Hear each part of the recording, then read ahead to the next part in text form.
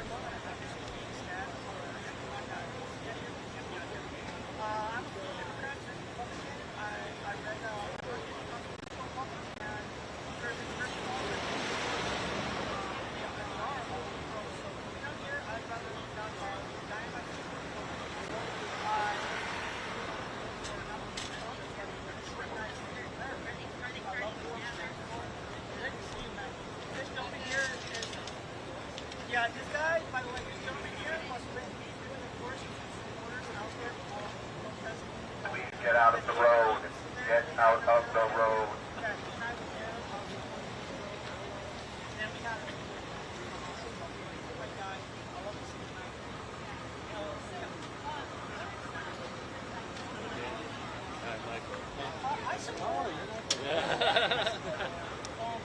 You got Wi-Fi up and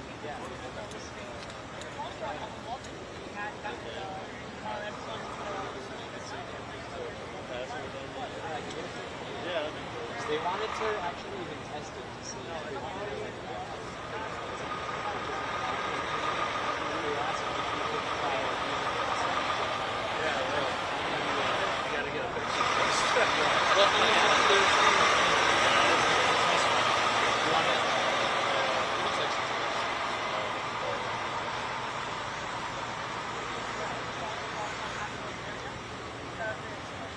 where was the video? Right there.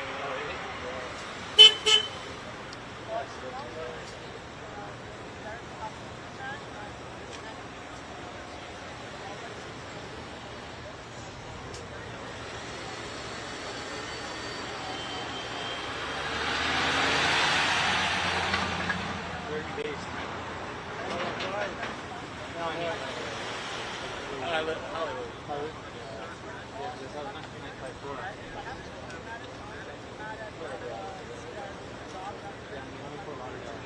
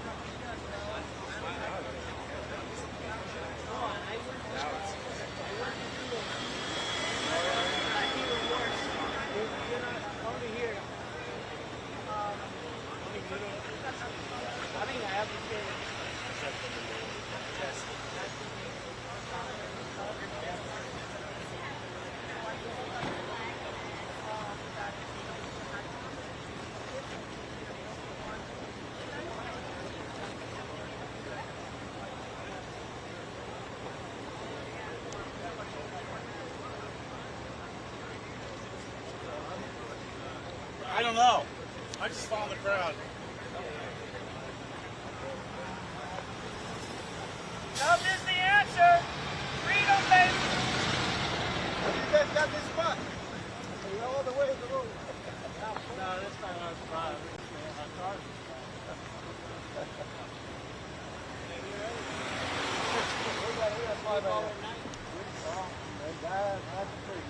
That's my bodyguard. Make sure you don't kidnap me. Oh, you live? Oh, yeah.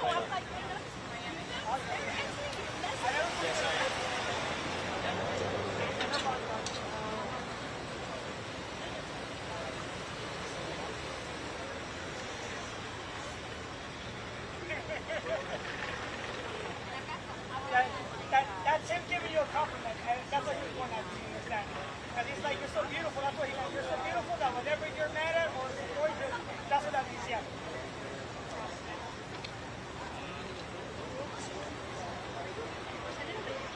That's where you live, I love that.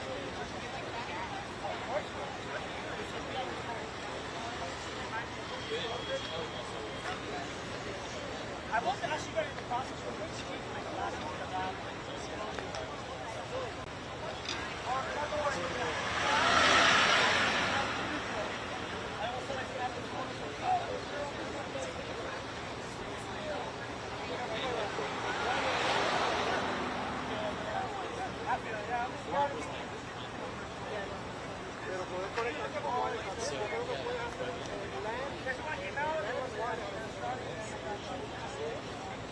Get some sound.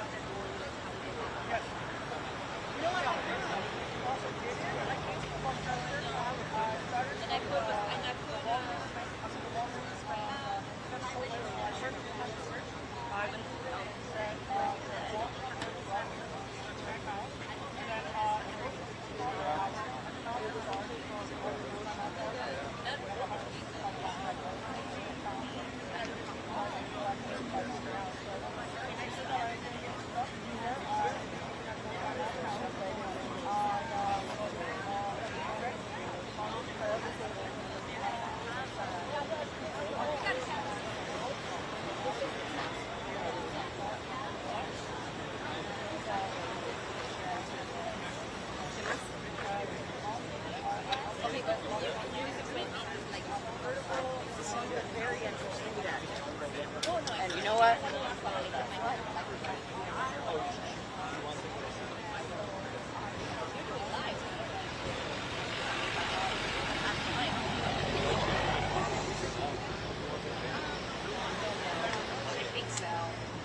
Let me know. I mean,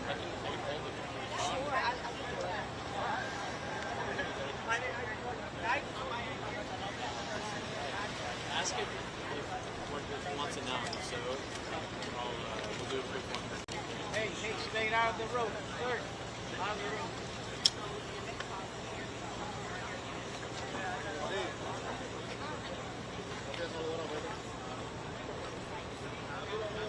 Cuando yo vengo aquí a tirar fotos, que eso por el lado mío, yo lo miro y él me mira, tú sabes.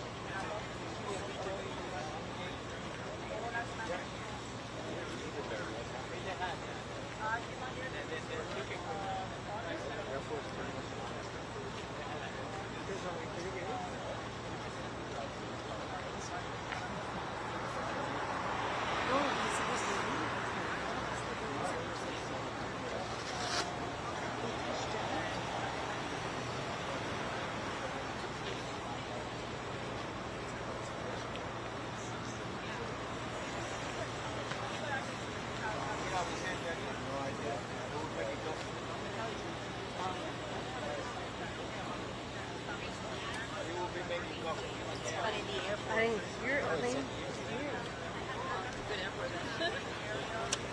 I didn't see or hear a plane.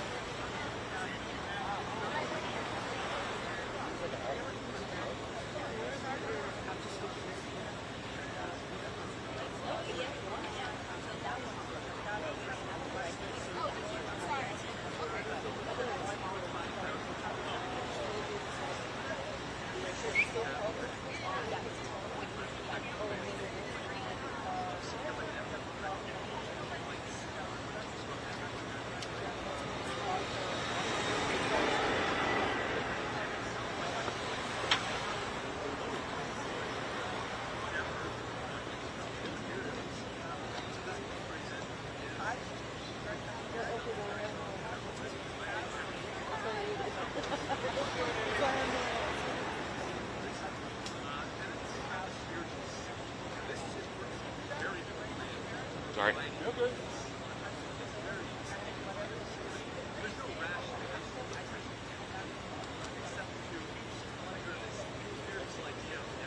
Yeah, that's why. I couldn't even hear you when you were texting me. This is where the biggest not being kidnapped by the United States government and sent away to Oklahoma. They were and so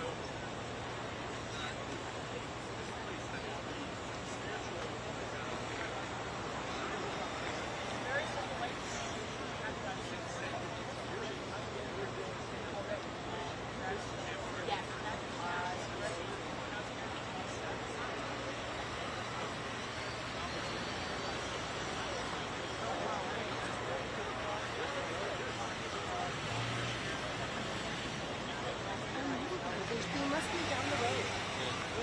Oh, because they were making those hands. Right.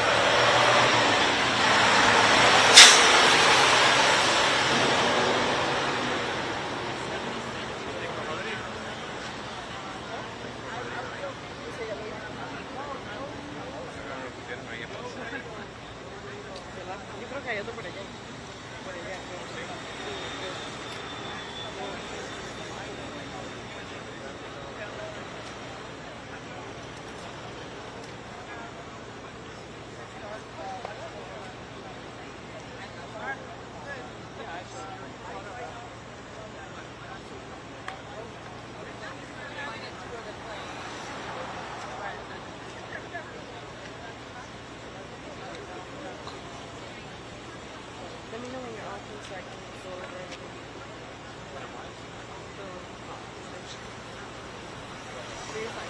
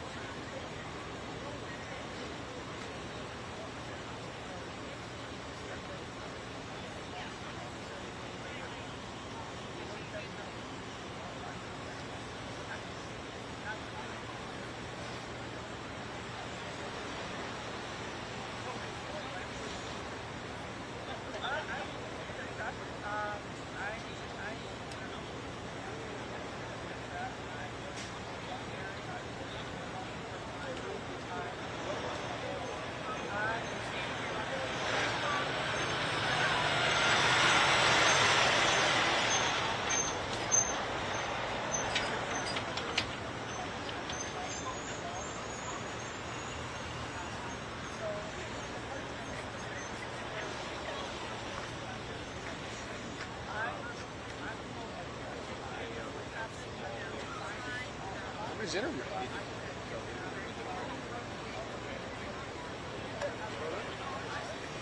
don't know. I don't know nothing about visas, so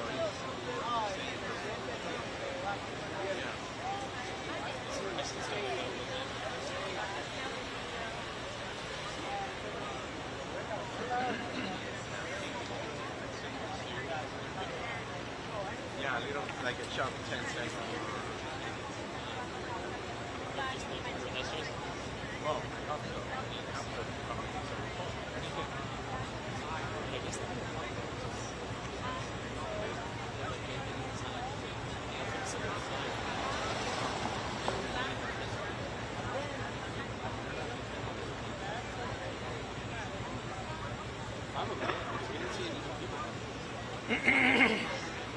But you passed for the other place? No. I didn't. No.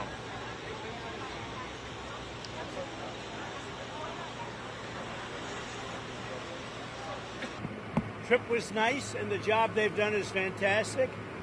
And this is what you need. And Ron worked beautifully with Christie and all of the people at Homeland Security and got it done in how many days, Ron? 8 days, a new facility was up and running. So And is this the model going forward, Mr. President? It can be. I mean, you don't always have land so beautiful and so secure.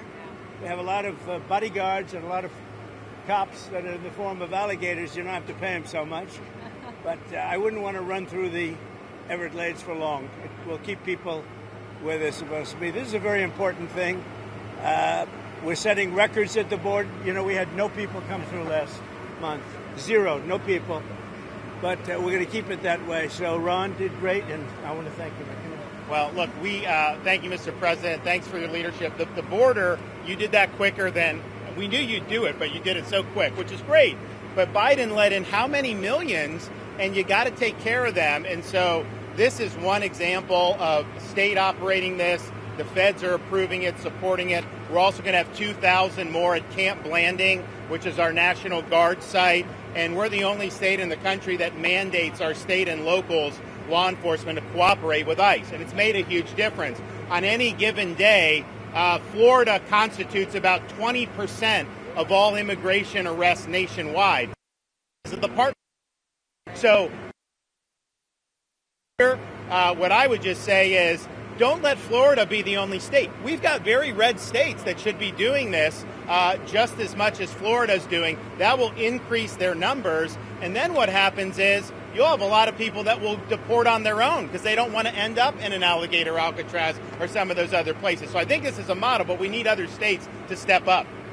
I was going to ask you, would this be enticing for other states to come up with their own model? They are doing it. We have Louisiana doing it big. Alabama's doing it. We have a lot of states. They seem to be red states and not too many blue states for whatever reason. You know, it's but the red states, Republican-run states, are doing it.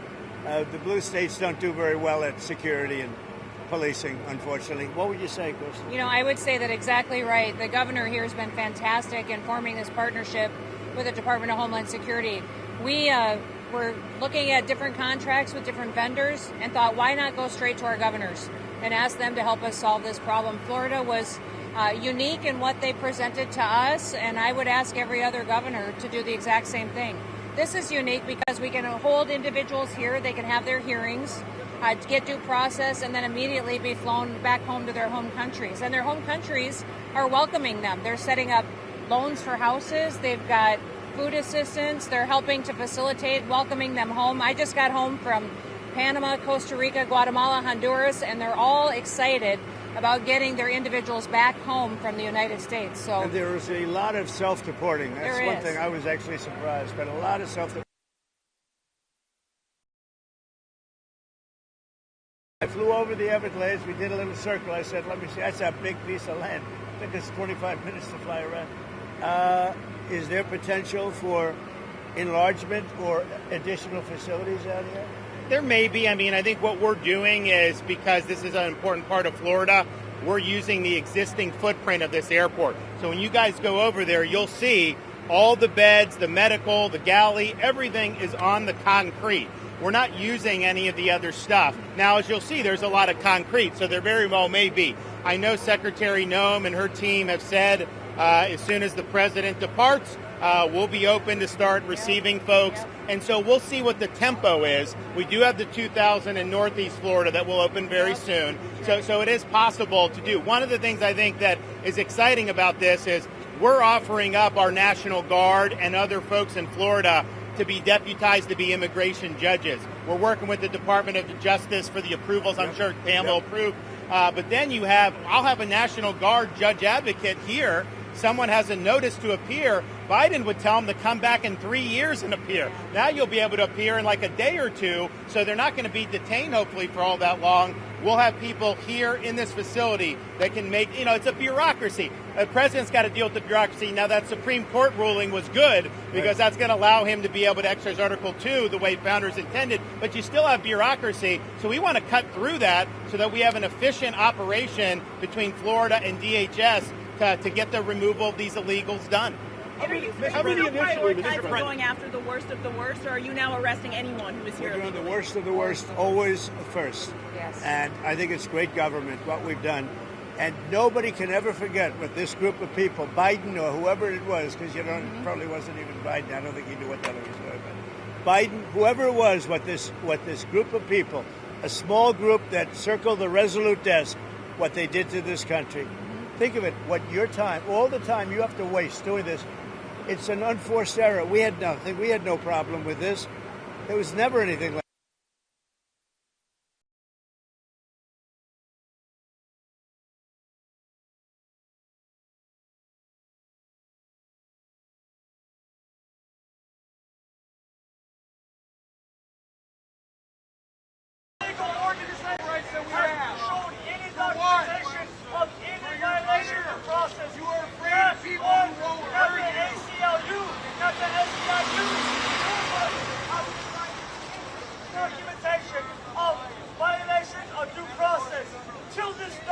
the more I thought of it, the more I liked it, if you want to know the truth. And they were serious. They were actually crocodiles. They were crocodiles from Africa. They are a step beyond. But no, that was really meant as a joke, but a lot of people liked it. And a lot of people think we should do it, frankly. The Senate, it appears, is about to vote on I your hear big, we're beautiful doing bill. well, Ron. I hear we're doing well. Are you confident this can get I done don't by know. the 4th of Confident. July? What does confident mean when you're like, when you have one vote and you have 100 people going to vote? I think so. I think it's going to be the greatest bill ever passed, even for you, as an example. Tremendous amount of Homeland Security money. Oh, tremendous amount. It's going to keep the border secure because, we have them secure now, but we need to build more wall. I built almost 600 miles of wall. We need more wall. And all of that's covered in this bill. This bill is amazing for everybody. It's an amazing bill for Florida, too. Really great for Florida. Mr. President, concerns about the Medicaid cuts, though, Mr. No, President. we're not going to be playing with Medicaid. An estimated Only waste, 11.8 fraud, and million abuse. Americans could lose Yeah, their the coverage. Are you Democrats breaking have it your wrong. promise? Yeah, waste, fraud, and abuse. In fact, if you look at what's gone on, we've gone way back. We take care of Medicaid. We take care of Medicare. They will blow Medicare and Medicaid because they have no idea what they're doing. Just like they don't have any idea what they did on the border, they have no idea. Medicaid is in big trouble with the Democrats. So you can promise anyone who loses their health care coverage that is because of waste, fraud, and abuse? Waste, fraud, only waste, fraud, and abuse, which is what everybody Mr. wants. President, Russia has about 50,000 troops stationed outside of Sumy in Ukraine. What will you do if Russia authorizes an offensive? We'll see what happens. I'm watching it very closely. Mr. President? About Prime Minister Netanyahu's visit next week, what are you hoping to get out of that? And do you think there'll be any progress? Well, it's going to be a very quick celebration. We had a great hit. It was a obliteration. Okay, now it turns out it was an obliteration. You know, they demeaned CNN mostly and the New York Times, fake New York Times. They demeaned these great soldiers. They went over there 17 hours flying, and they hit bullseye after bullseye after bullseye. It all blew up. Everybody saw it. Then they get back, and CNN said, well, they did okay, but maybe it wasn't. Let me tell you, it was beyond obliteration. They can't. Nobody can even get down there. The tunnels are busted. Everything fell into the well.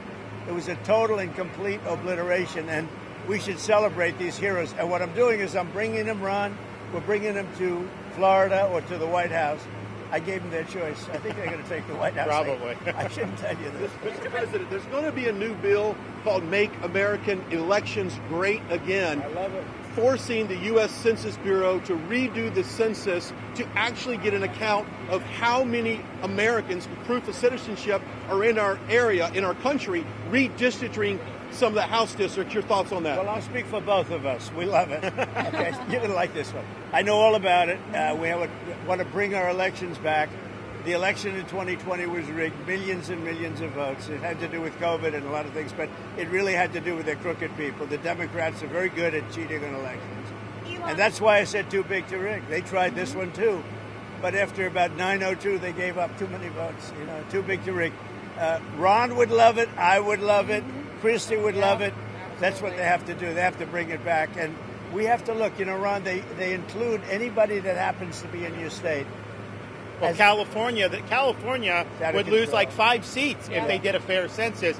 And even beyond that, the Biden census gypped Florida of at least 1 seat. We only got 1 seat in the last census. Are you trying to tell me that Florida only had 1 seat in that? We should have had at least 2. Texas should have had another one. That could be the difference in the House of Representatives in the majority. So I would love for them to redo the census for 26. My legislature will redistrict those lines. We'll get it to where it's fair. But as it's right now, this country is not fairly apportioned. I've got so many more millions of people in Florida that have representation because of that flawed census. Mr. President, I think it's going to do very well. A lot of people, I don't know if you've heard about it, it's captivated the country. Everybody wants it.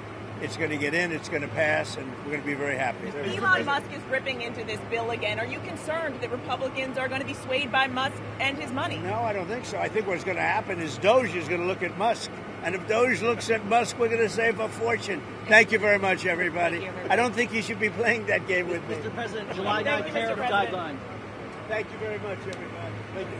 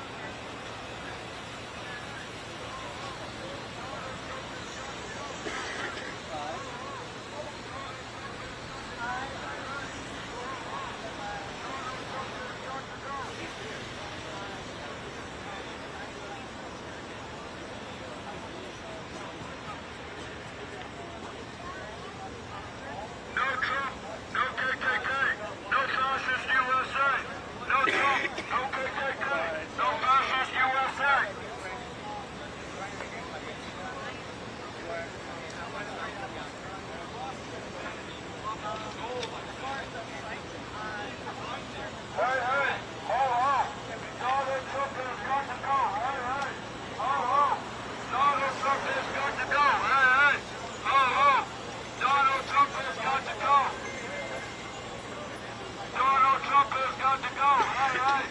All right. No Trump has got to go. No Trump, no KKK, no fascist USA. No Trump, no KKK, no fascist USA.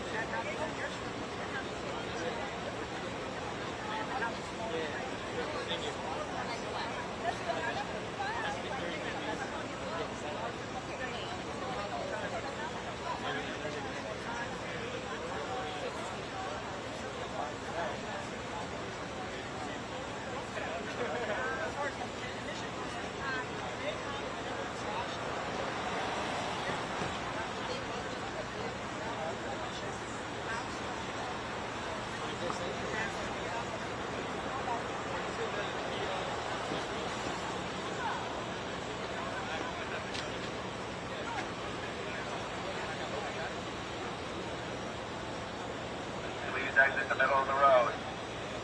Big fan. Big fan. Please exit the middle of the road.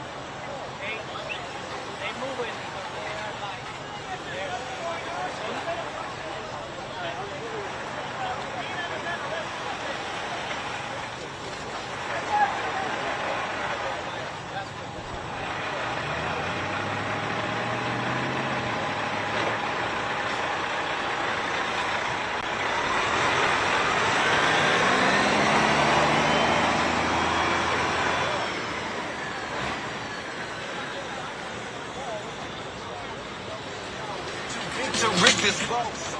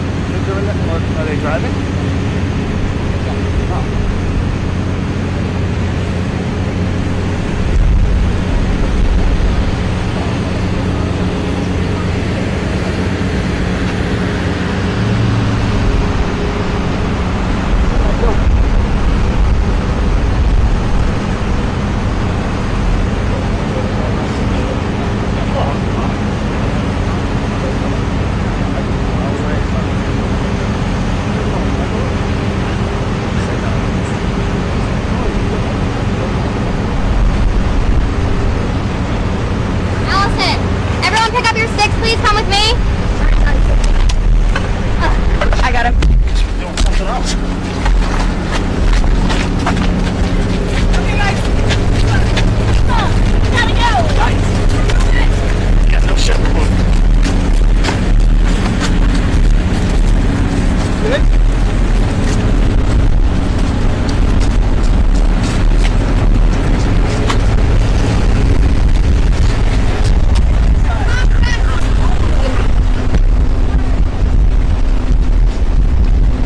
Not how fast you are. That's how slow the last guy is.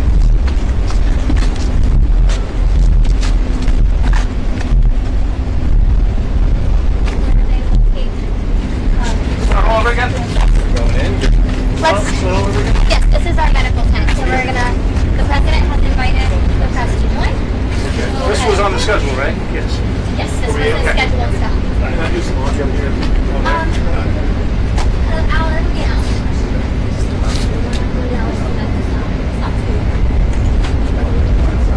Yes, he's invited. Yeah. There. We're checking on that right now. Madison, do you mind bringing it back to get with John?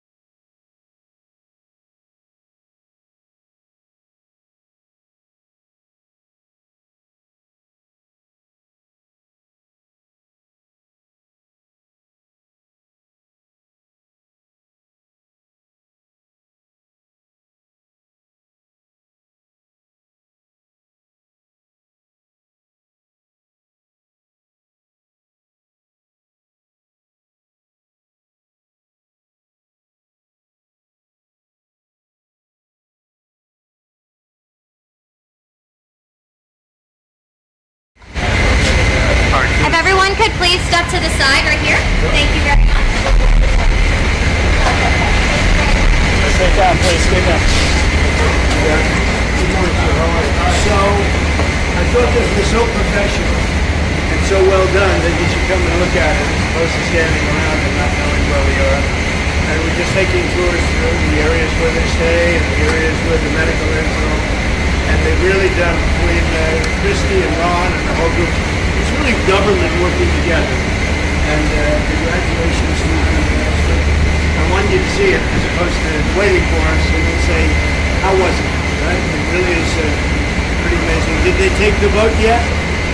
How's the vote going?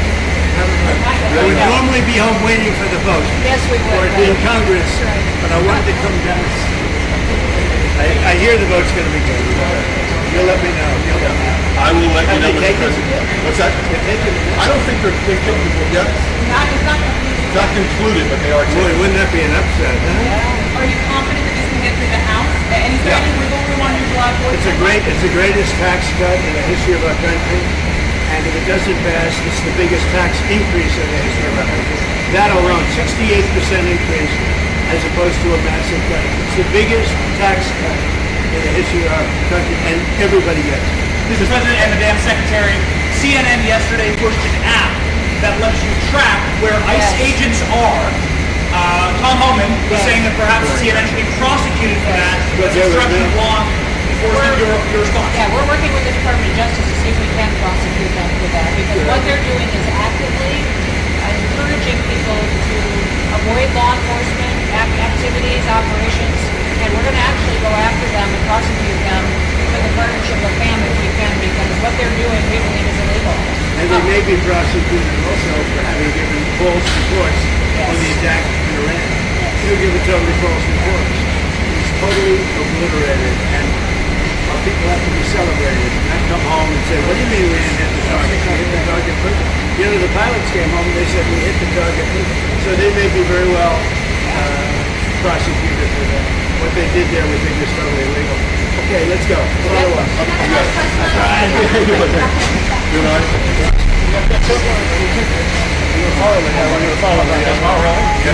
Works for who? He works for Real America's Next. Oh, okay, good. You think it's easy? You think I can take this? I just want to blame my man here. You brother. Right here, if you don't mind. We're just gonna hold right here. Let's go. He's the one that said let's go.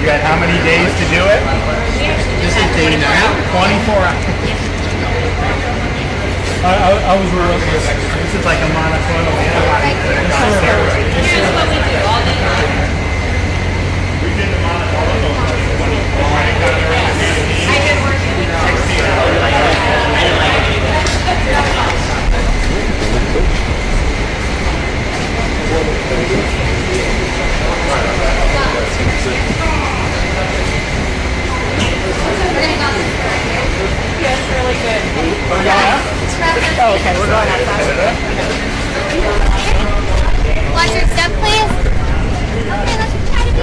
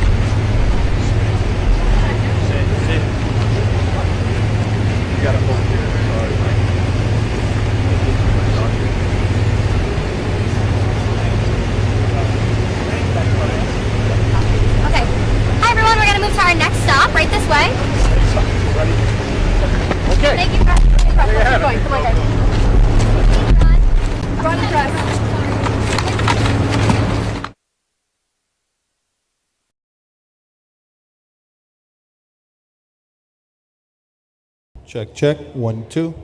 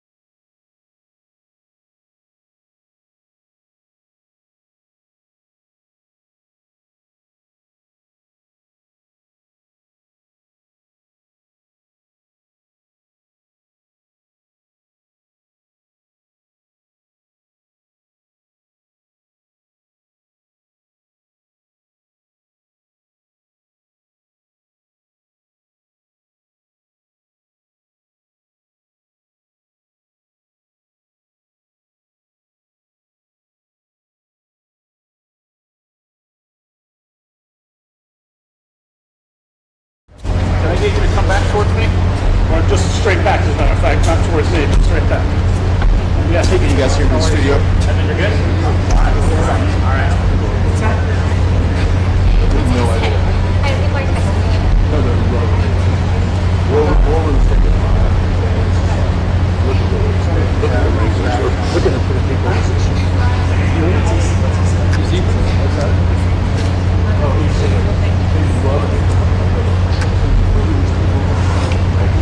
The staff, he's just calling outside. Everyone just stand by. They love it.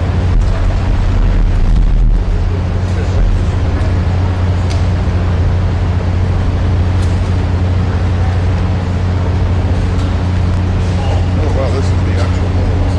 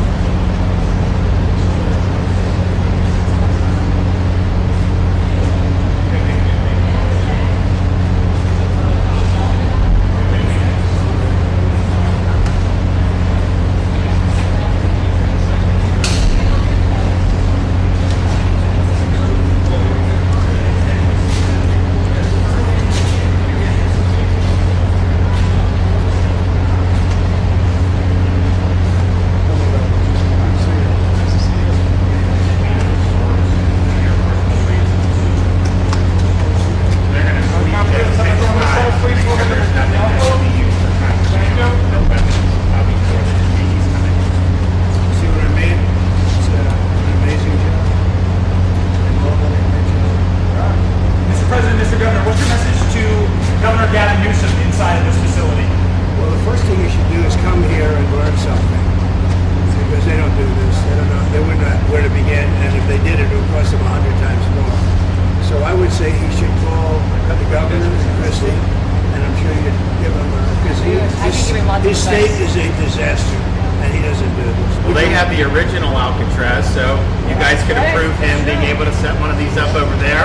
I'm sure the secretary would be happy to do that and provide some. My sense is he's probably not going to bite on that, but I don't know that they'd be able to come in at cost because they tried to do this high-speed rail. They spent like $150 billion, no tracks. We've got a privately funded rail in Florida from Miami to Orlando, cost the taxpayer $0, and it's very successful. So just a much different approach between states. Hey, Mr. President, when's the first person checking in this beautiful Alcatraz? It'll cost 100 times more than that. Now, he ought to come here and study this because he could learn a lot. When's the first person checking into the room, sir? Tomorrow? Hopefully tomorrow, within the next 24 hours. They have the doctors, they have all the professionals. There's going to be a security sweep because there have been civilians here, so they will sweep this multiple times to make sure there's nothing can be used as weapons or any contraband. And then once that's cleared, then they'll do so. It's really up to Secretary. I know has got people in the queue, and so they'll be ready to receive. I think our viewers at home should note that this is air-conditioned facility, so if any of the news claims are keeping them out in the hot, humid South Florida, that is wrong. It's probably 62 degrees in here, or 72. Hey, Biden wanted me in here. Okay, he wanted me. It didn't work out that way, but he wanted me in here. Mr. President, what's your expectation what this will do for the speed and force of deportations? Well, a lot of things, and they're both telling me that these people come in here, they want to go home. And they want to go home, so we immediately send them home, where it's appropriate. Now, if somebody's a real killer, we don't send them anywhere. Maximum security. Look, what we inherited from this guy, this incompetent man, and his administration, which wasn't incompetent, it was radical left, lunatic, communist, whatever you want to say. I know most of them. What we inherited should never, ever be forgotten. What they've made us do. This is all because of an open border policy where 25 million people flowed in. From all over the world, from prisons, from all over the world they flowed in. For no reason whatsoever. We had, when I left, we had a very powerful border. We had no problem. He opened it up. Day one, we just opened the border. People couldn't believe it. They were standing there. What were they doing? They said, go in. That's it. You look at the first day tapes. They opened it up and they said, go in. And that's where all of this began. But this is an amazing thing that they've done here. But listen, people don't have to come here. If they self-deport and go home, they can come back legally. We will let them come back legally. And there is a lot of self-deportation. But if you wait and we bring you to this facility, you don't ever get to come back to America. You don't get the chance to come back and be an American again and work here. So. They weren't with us when President and Secretary Kevin and I, we went through the intake. So right when you do the intake, they have the information about voluntary departure. They have the ability. Obviously, you guys are funding that because it's a lot cheaper to do it that way. So even if they get brought to the front doorstep here, they still have an opportunity to just go back voluntarily, and then this way they're How fast does that take from the minute that, let's say they get in here, they're like, hey, I want to stay here, I want to go back to... We can put them on a plane that day and take them home. We'll buy their plane ticket, go home, and then they get the chance to come back legally. If they wait and say we're not going to do that, they can come back legally after a period. Mr. President, you've talked recently about the idea of finding some way to get farm workforce and service sector workforce, and I think you've discussed somehow a program of people leaving on a sponsorship and coming right back. Can you give us a little more detail about that and why, in the view of some hardliners, it's not amnesty? Take care of our farmers and hotel workers and various other people, and we're working on it right now, and Ron's going to be involved, and you're involved already. So we have a lot of cases where ICE will go into a farm, and these are guys working there for 10, 15 years, no problem. The farmers know. We're going to it's called farmer responsibility or owner responsibility, but they're going to be largely responsible for these people, and they know these people. They've worked on the farms for 15 years, and all of a sudden, so I have a great, Ron does, Christie does, we have a great feeling for the farmer and for others in the same position, and we're going to give them responsibility for people. And we're going to have a system of signing them up so they don't have to go. They can be here legally. They can pay taxes and everything else. They're not getting citizenship, but they get other things. And the farmers need them to do the work. Without those people, you're not going to be able to run your farm. Mr. President, you and the governor tangled pretty hard in the 2024 election, and you stand here now. I didn't notice. Yeah, you stand here now as partners on this effort. How would you describe your relationship, and what future does Governor I would say it's DeSantis a have? 10. Excuse me? I think it's a 10. Maybe 9-9, because there might be a couple of little wounds. So maybe it's 9. I think we have a 10. Do you think his wife should run for governor? We get along great. So Casey DeSantis run for governor? The thing about it is, I endorsed him immediately in January 2024. I raised one of his PACs millions and millions of dollars. And obviously, we saved him a lot of money in Florida because Florida was a deep red state. He didn't even have to do a rally in Florida, whereas 2016 and 20, this was like ground zero. And so we've been, really happy to do that. And then we worked very well on this and other issues with Florida. And you can call him at any time, and he wants to be helpful for governors. I mean, I can tell you that. We did Hurricane Helene last year. You didn't hear from the president at the time then, but with President Trump, we know immediately. You just make the phone call. Can we ask a Gaza follow-up question? I'm sorry, like another thing you inherited. How firm are you going to be with Netanyahu about ending the war in Gaza? Very firm, but he wants it to. I will tell you. He's coming here next week. He wants to end it too. We had a tremendous success with Iran. They weren't happy. Somebody said, "When are you going to sign?" I said, "Sign? They are so bombed out." Did you see the report issued this morning? The place was decimated. It'll be years before anybody even gets down there. So that's not a priority, but we'll have a report and we'll have whatever we want. We'll get whatever we want from Iran. And I think, and I hope they will have a good, they have massive sanctions right now, biting sanctions. It's going to be very hard for them to do anything with those sanctions. And I look forward to maybe there'll be a time when we get along with them and they can rebuild their country. But is there a point where you tell Netanyahu, like, you've got to end this now, you got to strike a deal? Well, he wants to. I can tell you he wants to. And I think we'll have it. I think we'll have a deal next week. Thank you. That's what I think. Mr. President, do you intend to announce your pick for successor to Jay Powell earlier than say, or as early as say the summer or this fall?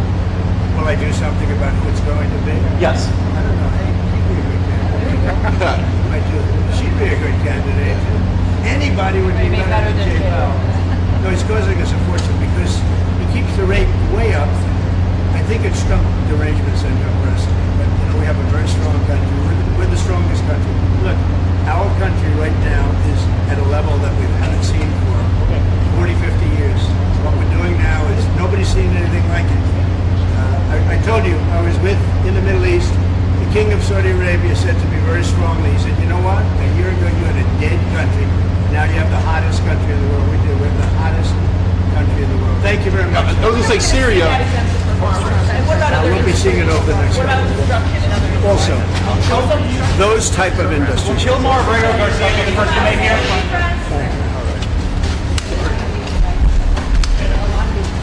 Thank you. Right this way?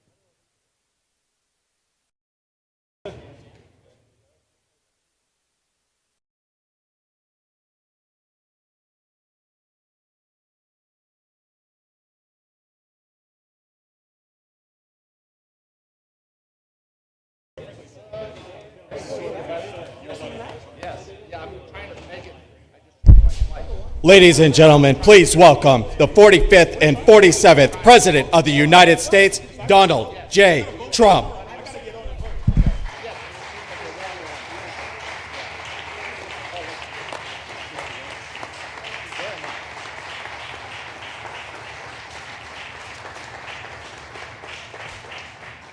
Thank you very much. You've done a fantastic job. Even the microphone works well. That's good. Wow.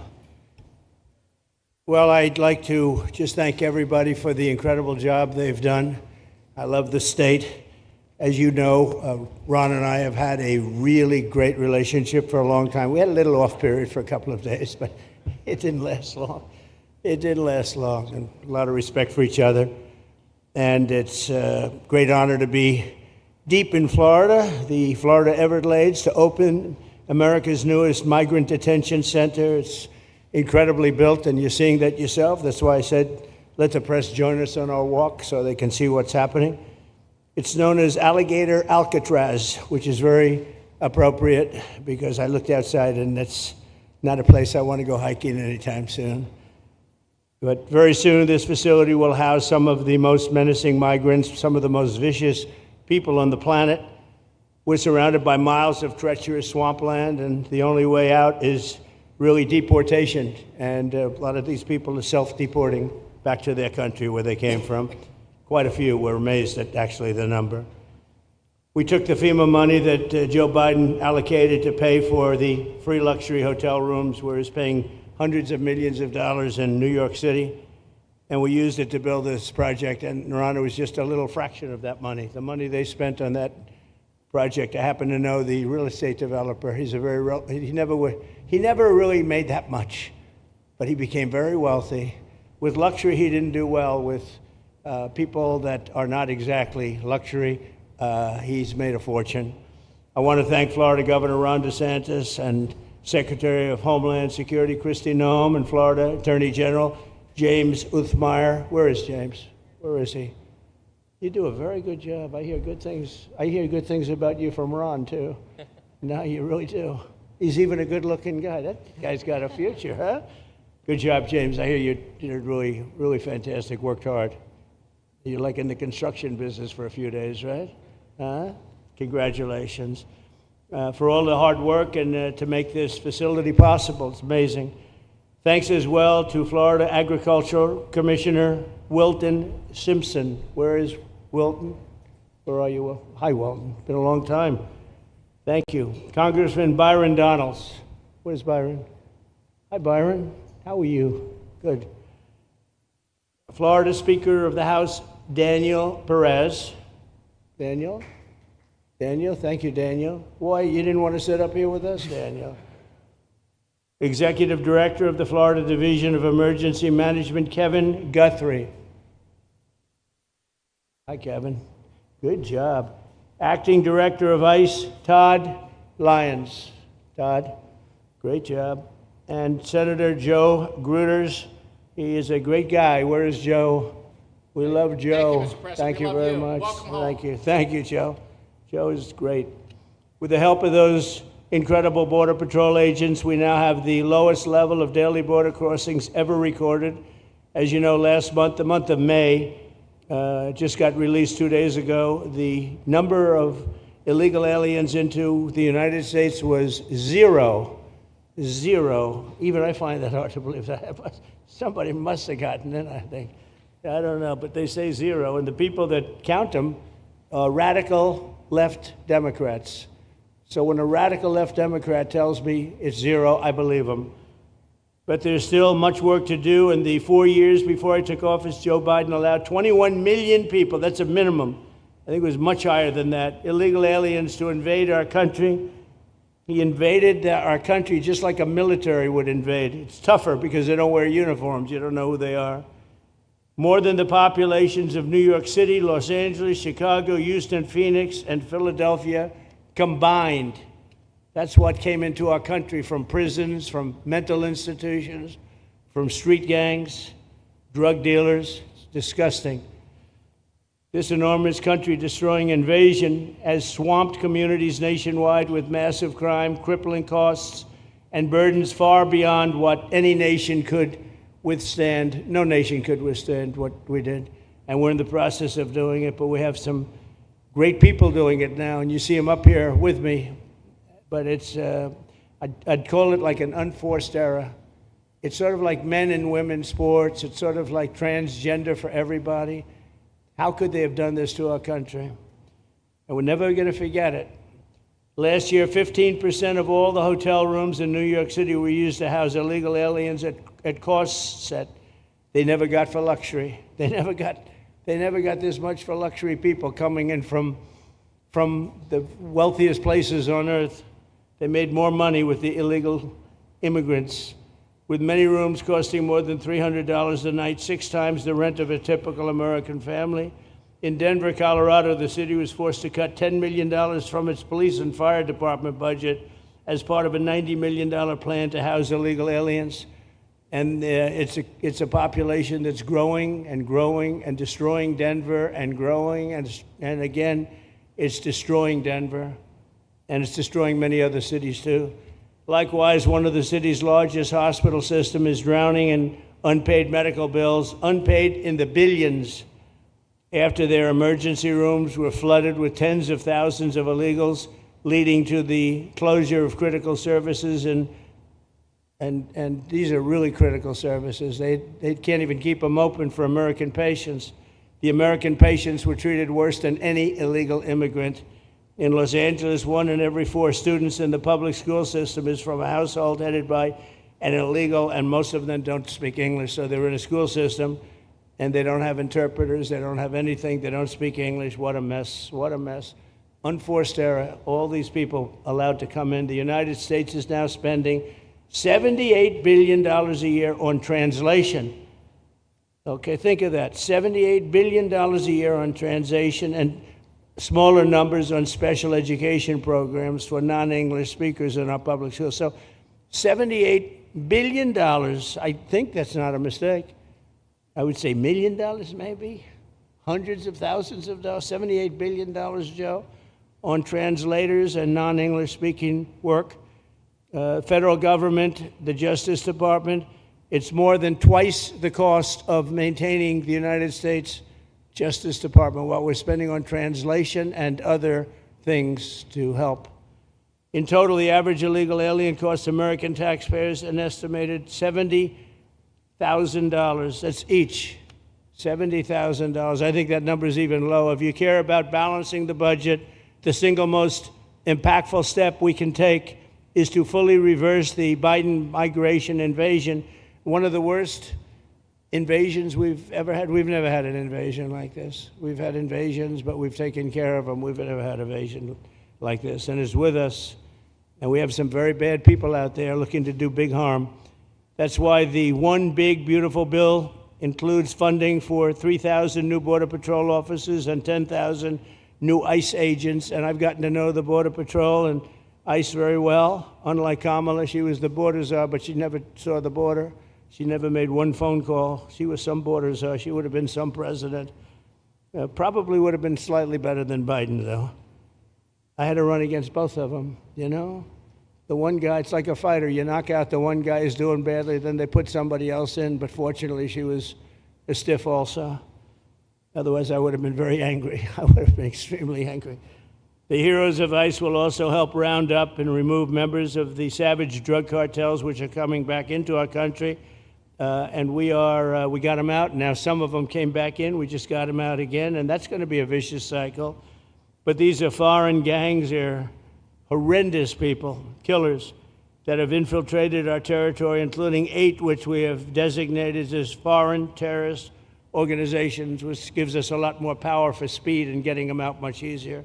And we had a great court victory, as you know, on Friday that allows us to do what we have to do from the Supreme Court of the United States. In 5 months, my administration has already arrested over 2,700 members of the murderous Venezuelan gang known as Tren de Aragua, including a pack of these sadistic animals arrested last month with over 280 guns, and these are guns of the latest caliber. These are guns that were made over the last period of less than a year, getting brand new guns. the latest and the greatest. Every day, our brave law enforcement officers are hunting down and deporting migrant criminals who have committed heinous crimes, including more than 13,000 murderers. 11,888 to be exact, but I'd probably say the 13,000 is right also. Think of it, 11,888, and more than half of them, they committed more than one murder. So, Ron, many of them are out of here already, but it's still it's a hell of a number to be confronted with. Just this year, ICE agents in Miami have apprehended illegals with arrests for murder, kidnapping, rape, child sexual abuse, and arson, people of the worst order. We're getting these monsters out of the United States, out of Florida, out of all the places that they're in. And on January 20th, I signed an executive order empowering governors and state police to be deputized to enforce federal immigration laws. And Ron's already taken advantage of it. It's a tremendous advantage for the states. Most of them are doing it. Actually, the blue states tend not to do it. Even a couple of them have, though.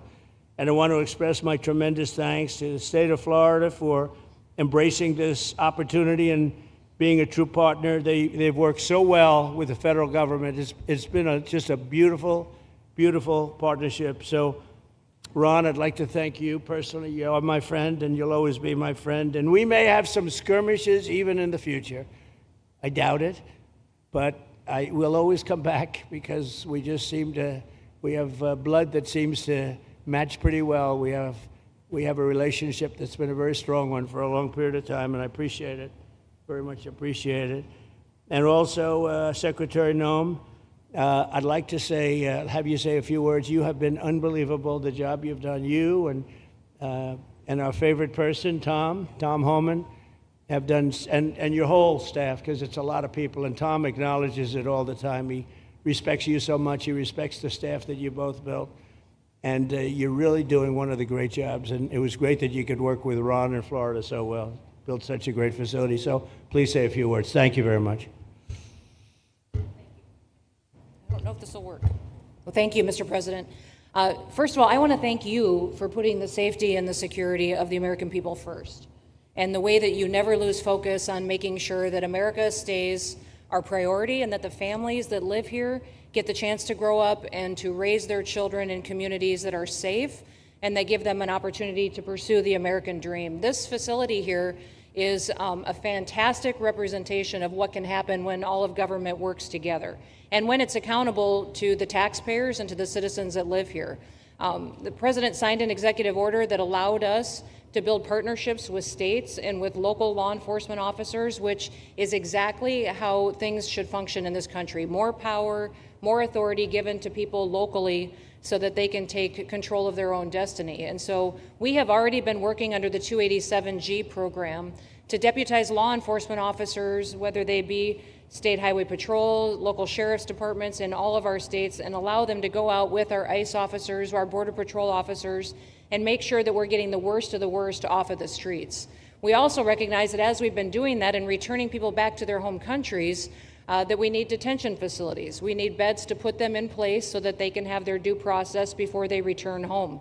And this facility is exactly what I want every single governor in this country to consider doing with us. What happened to start this conversation was that a young man named Jimmy Percival in my office, my general counsel, who came from Florida and used to work here, called up the Attorney General and the governor and said, hey, what do you think about partnering with us on a detention facility that we could put in place that would allow us to bring individuals there? There's an airstrip close by. You guys volunteered the assets that you have and the connections that you have and worked with Kevin extensively so that we could come here, have their due process given, and return them home to their countries. And in 8 days, this facility has been stood up. And I want everybody to recognize that detention facilities that ICE adheres to is a higher standard than is required at state levels, at local Department of Corrections facilities, sheriff's offices. This is a state-of-the-art facility, air-conditioned, isolated, though, for security purposes, which is very helpful. And I appreciate so many people being willing to work together to make a project like this happen. Right here on this location, we'll have about 3,000 beds. Other location will have another 2,000 beds that will allow us to bring individuals across the country that we are bringing in and incarcerating for violating our laws, and immediately get them out of the country as soon as we possibly can. It's exactly what we need to be perpetuating in other states. And what I would say is, I want all of you to notice these flyers that we've got, is that everybody who sees these flyers or anybody who sees these news clips should know you can still go home on your own. You can self-deport. If you go on the CBP Home app and go home now, you will get the chance to come back to the United States legally. You will get the chance to come back and do it the right way. If you don't, you may end up here. And you may end up here and being processed, deported out of this country, and never get the chance to come back. That is the consequences of breaking the law in the United States of America. Listen, our job is to uphold the law. This is a country of laws. We have a border now, and because we have a president that cares and recognizes that we need to be a nation of borders and a nation that upholds the law. If you break the law, there's consequences. We will deport you, and you will never get to be a United States citizen. You'll never even get to come back here and work and to pursue the American dream. But if you decide you want to go home now, go home, and we'll help facilitate it. We'll buy your plane ticket. We'll get you there. In fact, I just got back from Panama, Costa Rica, Guatemala, Honduras. Those countries are excited to get their citizens home.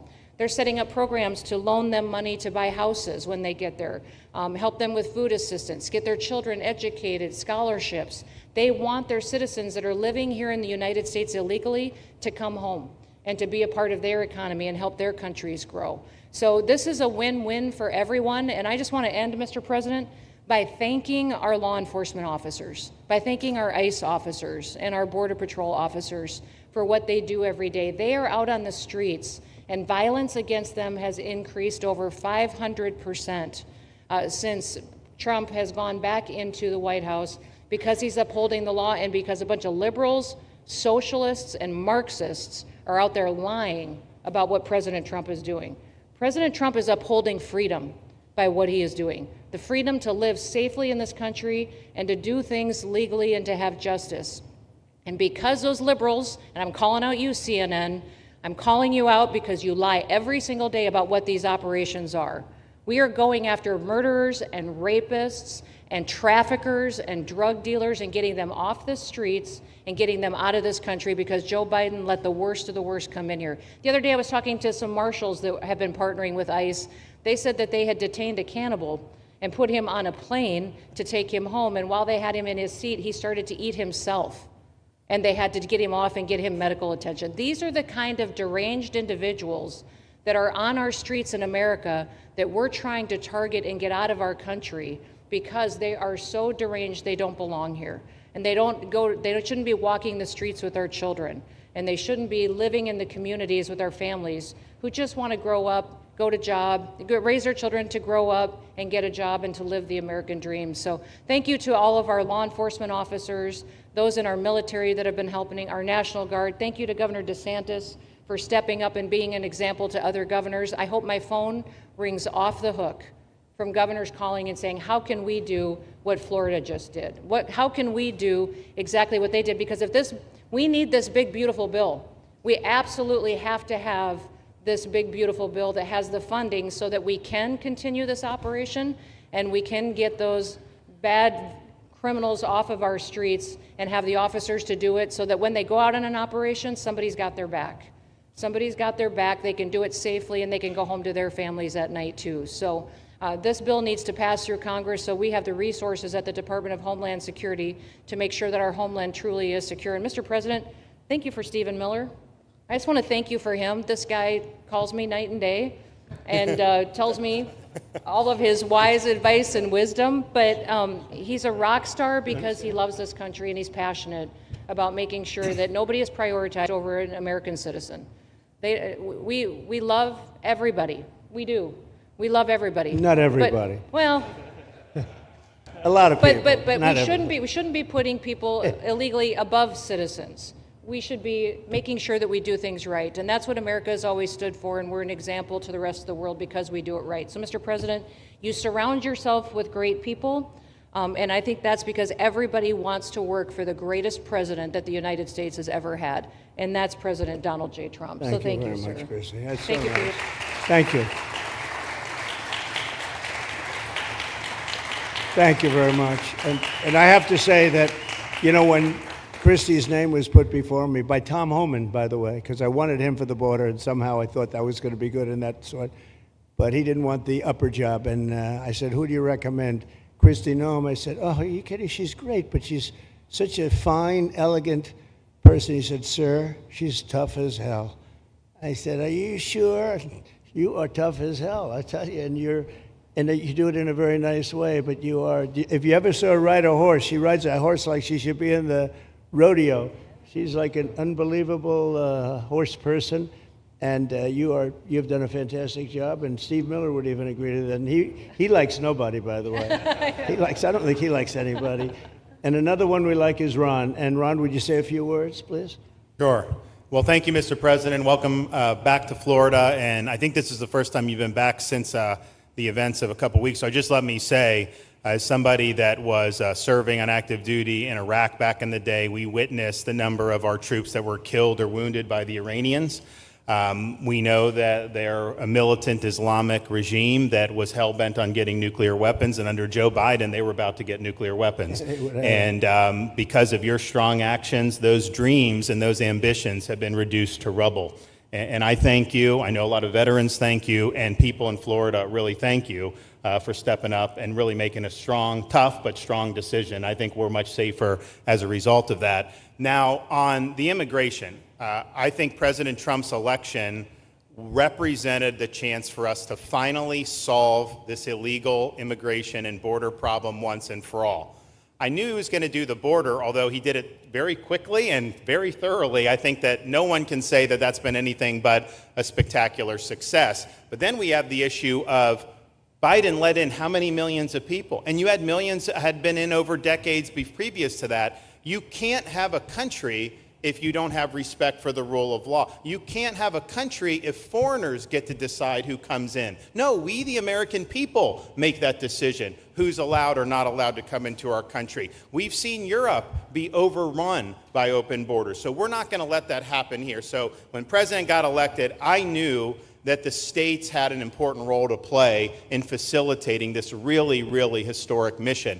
We're the only state in America, Florida, that requires full cooperation with ICE from all state and local law enforcement entities. And what is the net result of that?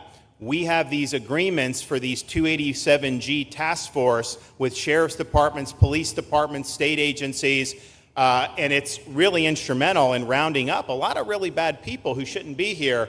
If you look at the number of those full-blown 287G agreements that have been executed around the country, the state of Florida accounts for 60% of those. If you look at the number of immigration arrests of illegal aliens on any given day, the arrests happening in Florida constitute between 15 and 20%.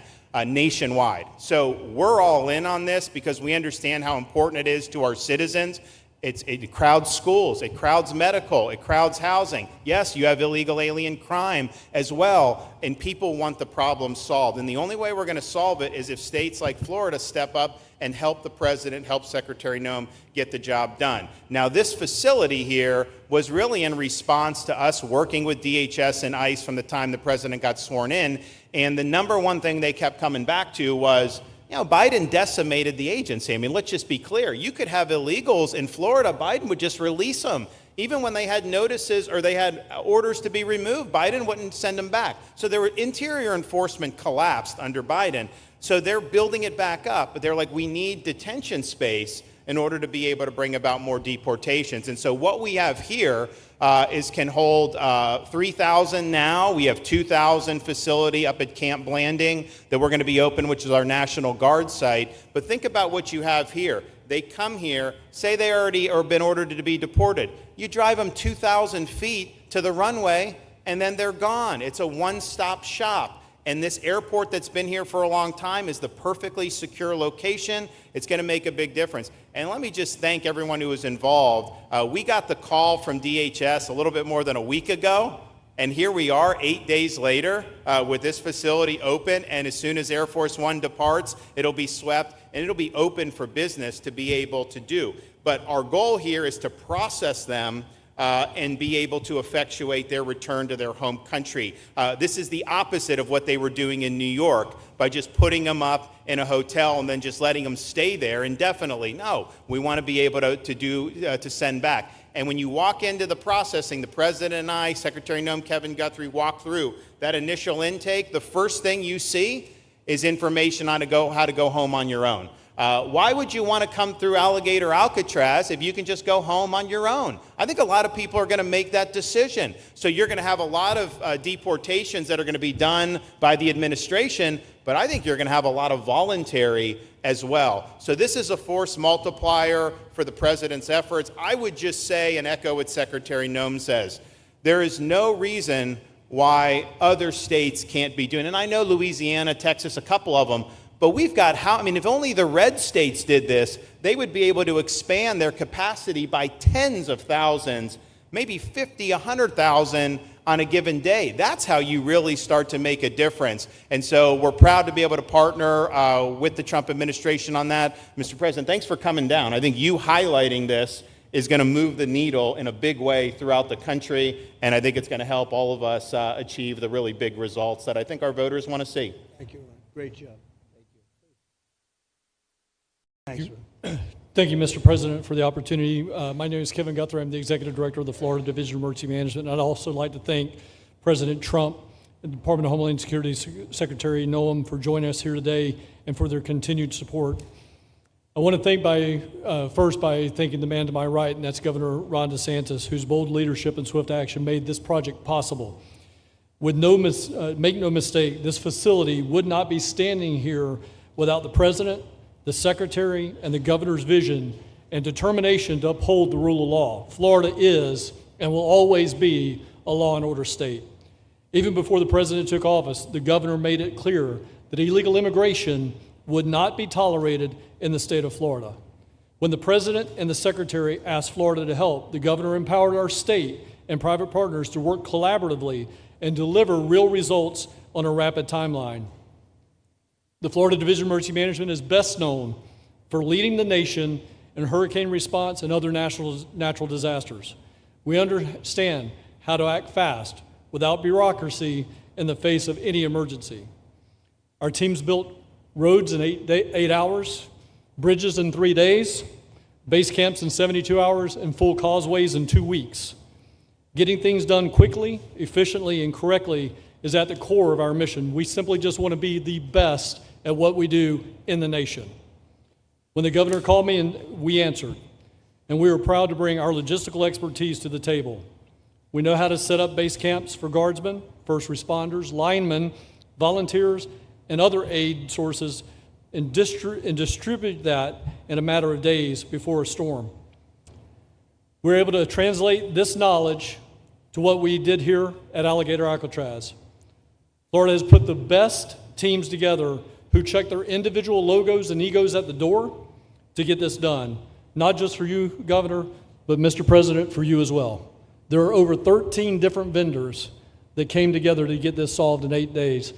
Truly a whole of private sector partnership to get that done. Behind you on these boards, in only 8 days, we have built a fully compliant detention facility with a detainee capacity of up to 3,000 people, with room for additional capacity if you asked us to do so. The detention facility includes over 158,000 square feet of housing and is a fully aluminum frame structure rated for winds of 110 miles an hour or a high-end Category 2 for those people that don't think that we're taking that into consideration. This is Florida, by the way. Power supply is fully redundant with backup generators in place. We've put a staff village here on site with a capacity of 1,000. Our services are hot meal 3 times a day, 24/7 medical facility, pharmacy, air conditioning, access to indoor and outdoor rec yards, legal and clergy support services, laundry. Our security element is over 200 security cameras throughout the facility, more than 28,000 feet of barbed wire, 400 plus security personnel to include 200 men and women, soldiers and airmen underneath Major General John Haas's command as the Adjutant General of Florida. And it's all surrounded, as you pointed out, Mr. President, by 10 miles of beautiful Florida Everglades. Contingencies, as with all state correctional facilities, we have a hurricane plan. We will not wait for a Cat 2. We will follow our normal evacuation procedures. as we do for any other facility statewide in our great state of Florida. We have on-site fire and EMS resources so that we do not we don't burden the locals with any type of response. All in all, sir, this has been a perfect state logistics exercise for this hurricane season. Everything we did here in the last 8 days, God forbid, if we have a hurricane, we're going to do it again. This was a dress rehearsal for us, and we are ready, willing, and able to support you, sir, the governor, secretary, and everything that you need us to do. Just a week ago, it was a taxiway and a runway, and now it's a fully functioning facility. We are happy to support you, Mr. President, Governor, Secretary. Fantastic, Joe. Thank you.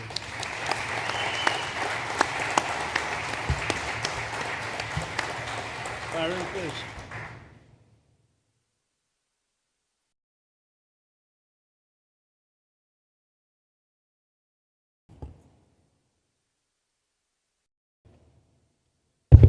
There we go.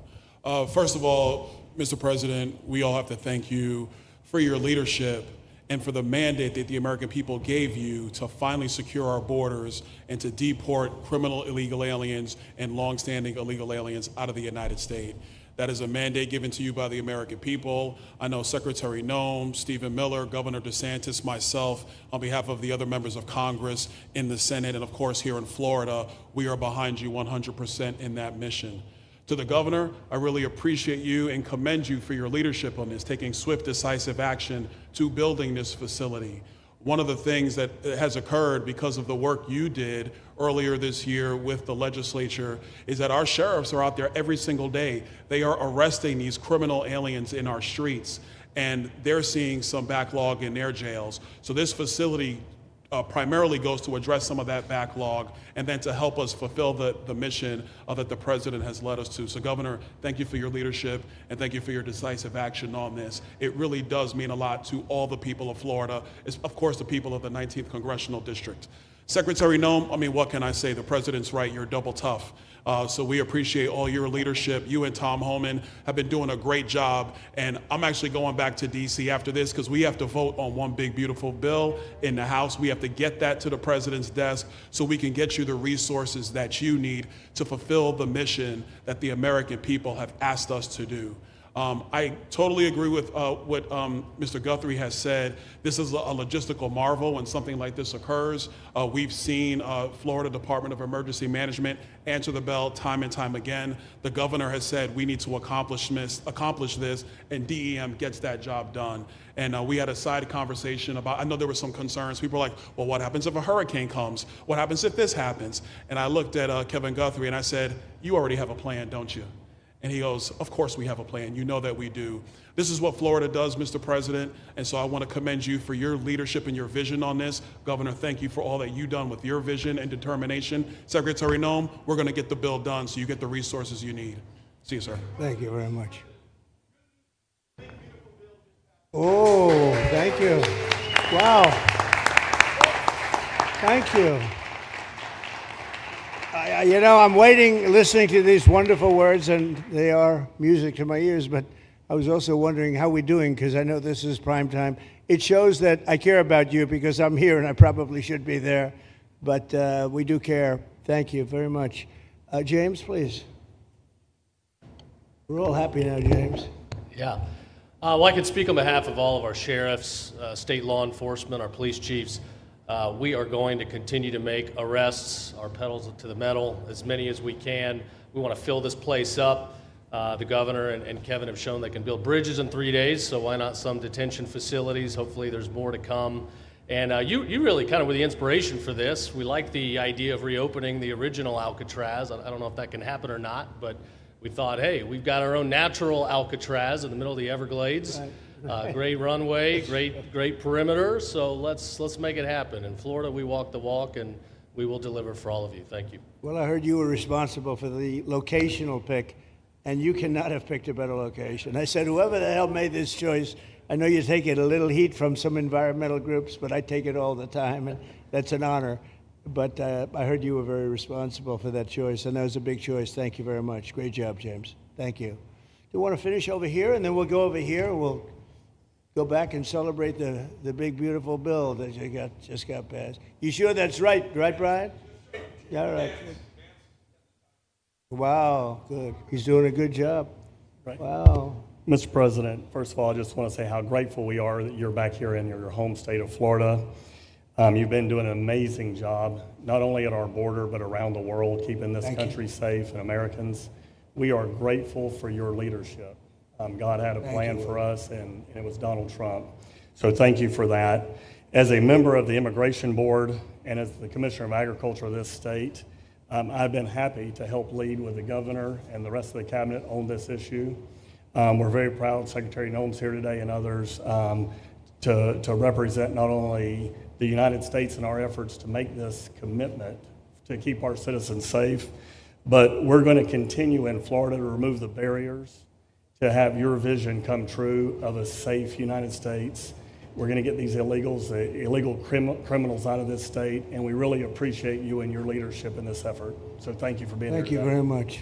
You're doing a great job, too. Thank you. Thank you, Mr. President. Joe Gruters, State Senator. I'm a member of your Homeland Security Advisory Council, your Vice Chairman. Thank you for that appointment. And thank you for coming back to Florida and everything that you do. Every single day you are delivering on the promises that you promised to us at all of the events you've done throughout the years, but specifically this last campaign. You deserve all the credit for everything, and you are surrounding yourself with incredible people like Secretary Noem, Stephen Miller, and just like your big, beautiful bill here in Florida, there was a lot of commotion about our immigration bill. And we had 3 B's in that: beds, badges, and bad guys. And this goes right along with our beds and the resources. And I give the governor, Ron DeSantis, a lot of credit for stepping up and making sure that we all work together, because at the end of the day, even if sometimes there are skirmishes, as a result of the back and forth, we ended up with a better bill, and we all win. And what we're doing here in Florida hopefully will happen all across the country. You've done, your leadership is amazing. Keep up the great work, and just know that Florida loves President Donald J. Trump. Thank you very much, Joe. Appreciate it for a long time. Appreciate it. By the way, Okeechobee is something that we did together also, and that was a lot of money spent. I hope it was well spent. I know we did a Rolls-Royce job, but it's a lot of money that we spent out there together. And how is it going? You can delegate that to us, because we move faster than the Army Corps. Good. So we will finish that reservoir. Good. If you delegate it to us, I'll get it done and much quicker. Oh, I would do that. Yeah. I'll tell you. Let me ask myself permission. Permission granted. Go ahead, get the thing, get it complete. You want to do that? All right, we're gonna go talk to the Army Corps. Good. Then after this. Good. You can move faster, actually. Please. No, sir, just first on behalf of the men and women of ICE, we just want to thank you for allowing us to do our job again. You know, your vision and under Secretary Noem's leadership, this is what the American people want. And I hope that you see great results of what we're doing out there every day of getting the worst of the worst out of our communities. Because of you and Secretary Noem, I have the privilege to lead one of the most premier and the finest law enforcement agencies that we do have in the United States. And the men and women of HSI and ERO Miami do incredible work, like you highlighted. And with the governor in the state of Florida, the partnership in Florida has been amazing. The 287G program is only going to help us to identify all those known gotaways and get the worst of the worst out of the neighborhoods. And through our Homeland Security Task Force, we are going to make America safe again. So thank you very much to both you and the Secretary. Thank you, Todd. Great job. Really great job you're doing. Thank you. Please. Good morning, Mr. President. Thank you so much for coming. Again, as Garrett Ripp, I'm the Field Office Director for ICRO here for the Miami Field Office. Incredible collaborative work we've been doing together, working with the state, working with our local partners. And again, just the 287G is going to open up that aperture and allow us to get those bad hombres off the street and get them into this facility. And we're looking forward to it. And again, just appreciate all your support. Thank you. Always thank you. You've always been so great. Thank you very much. Please. Good afternoon, Mr. President. On behalf of Air Marine Operations, my name is Andres Blanco. I'm the Executive Director for Southeast Region. AMO continues to execute and support your executive orders. Air Marine Operations brings a unique capability both in the air and the maritime domains. And in partnership with our Border Patrol, OFO officers, and ERO, We continue to conduct effective operations both interior, along the border, and along the maritime approaches. Thank you very much. Good job. Good afternoon, Mr. President. Jose Figueroa. I am the acting special agent in charge for Homeland Security investigations here in South Florida, and our office covers from Key West to Fort Pierce. Tremendous collaboration here with the state and our federal partners. HSI is conducting criminal investigations into TDA, MS-13s that are involved in human smuggling, sex trafficking of minors, and we will continue that effort with your support. Governor DeSantis, thank you very much for this facility. Looking forward to continue the great work. Thank you. Thank you very much. Steve, would you like to say something? Our star. Thank you, Mr. President. I just want to say on a personal note, getting to watch what you've done over the last 5 months to deliver on a 50-year hope and dream of the American people to secure the border. When President Trump came into office on January 20th, the United States had endured the largest wave of illegal immigration in human history. Not just American history, human history. And within just a few days, President Trump, through his strength, leadership, diplomacy, and vision, achieved the most secure border anyone in the world has ever seen. When we recently went overseas to the NATO summit, I had senior staff in foreign governments come up to me and ask me how he achieved the Trump miracle on his border and could that be replicated in their countries. For individuals who don't work in this space, to have 0 successful illegal entries in an entire month should be an impossible achievement. There's a 2,000-mile border with one of the poorest countries in the world, and you have open travel from 150 countries into Central America and South America.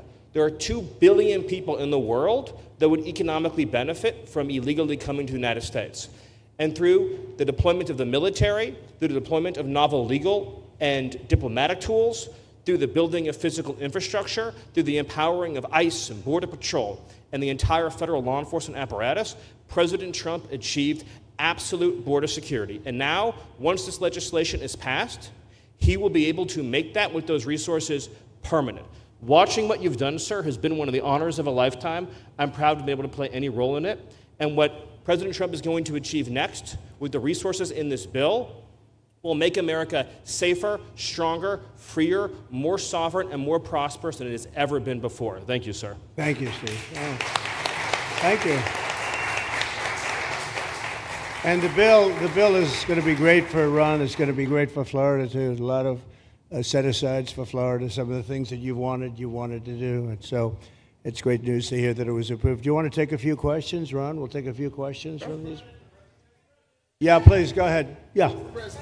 Thank you, Mr. President. Given the likelihood of the One Big Beautiful Bill passing, and we look forward to the success of this facility here, how many more facilities like this do you feel that the country needs in order to enact your agenda of mass deportations? Well, I think we'd like to see them in many states, really, many states. This one, I know Ron's doing a second one, at least a second one, and probably a couple of more. And, you know, at some point, they might morph into a system where you're going to keep it for a long time. You know, it's not that far away from jails that take years to build and money is spent and wasted. And, you know, like the railway that they have in California that costs like 40 times more than it was supposed to cost. The same things happens with prisons. You look at this in a short period of time, Ron, James, and some of the people that really worked on it along with our people, they did this in less than a week. And you look at it, it's incredible. The incredible thing is picking the site, because the site was one of the most natural sites. It might be as good as the real Alcatraz site. You know, it could be. Well, that's a spooky one too, isn't it? That's a tough site. But so I think it could last as long as they want to have it. I mean, you may morph this into, you know, your prison system, frankly, which I know you always need, unfortunately. I'd like to say, you know, a little controversial, but I couldn't care less. We have a lot of bad criminals that came into this country, and they came in stupidly. It was an unforced error. It was an incompetent president that allowed it to happen. It was an auto pen maybe that allowed it to happen, and it did happen. But we also have a lot of bad people that have been here for a long time, people that whack people over the head with a baseball bat from behind when they're not looking and kill them, people that knife you when you're walking down the street. They're not new to our country. They're old to our country. Many of them were born in our country. I think we ought to get them the hell out of here too. You want to know the truth. So maybe that'll be the next job that we'll work on together. But I think getting them out, we forget about them. We had some bad accidents in New York, and they're not accidents. They were done very much in purpose. People being pushed into a subway just before it arrives, going 40 miles an hour, and they're 10 feet away from where the thing is, to get pushed right into the face of the subway train, get whacked and killed. And these are sick people. I'd like to get them out of here too. Yeah, please, go ahead. White shirt, glasses. Julio Rosas, Blaze Media, sir. A couple months ago, I ran into former DHS Secretary Mayorkas, and I asked him a couple questions about his disastrous handling of the border. He didn't like my questions.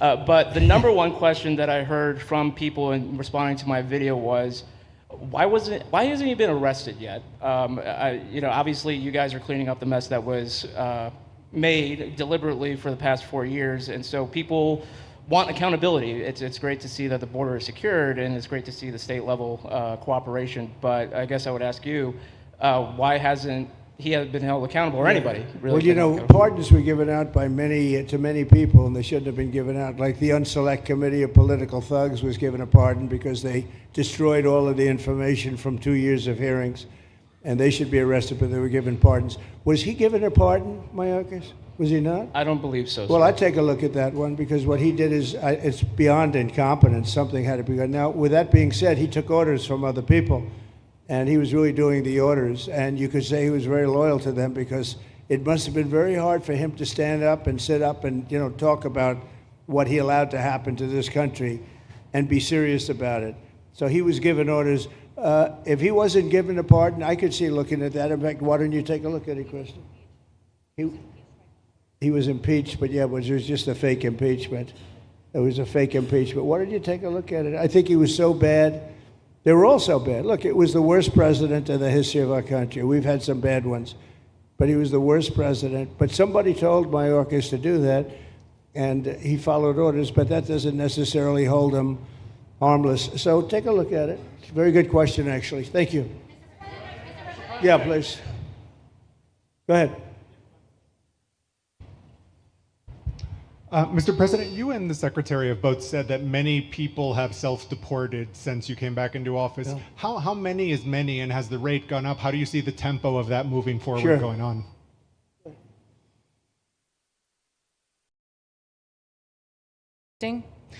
We have had several 100,000, but also we have many that have self-deported, not even using the CBP Home app. When I have gone to these other countries to negotiate security agreements and information sharing on criminals who's coming and going into their countries, they report that hundreds of thousands have come home that weren't on our radar, that they are coming home on their own and self-deporting because they want the chance to be able to go back to America someday. So we believe it's over 1 million, possibly more than that. I'm asking all of those countries for their information on what they have of individuals that may have returned home, that they have taking advantage of their programs to help them become a part of their civilization again too. So we know it's over 1 million, but we have to, I'm getting more information, and that number will grow. If they don't leave, they never get the chance to come back. If we have to take them out, and we will, they'll go out, but they never get a chance to come back. The other way, we actually make it a little bit easier for them to come back. Okay? Thank you. Good question. Thank you. The bill is now passed in the Senate, but we are already hearing from some Republicans in the House who say they cannot get on board with the changes that were made to the bill in the Senate. What is your message to those holdouts?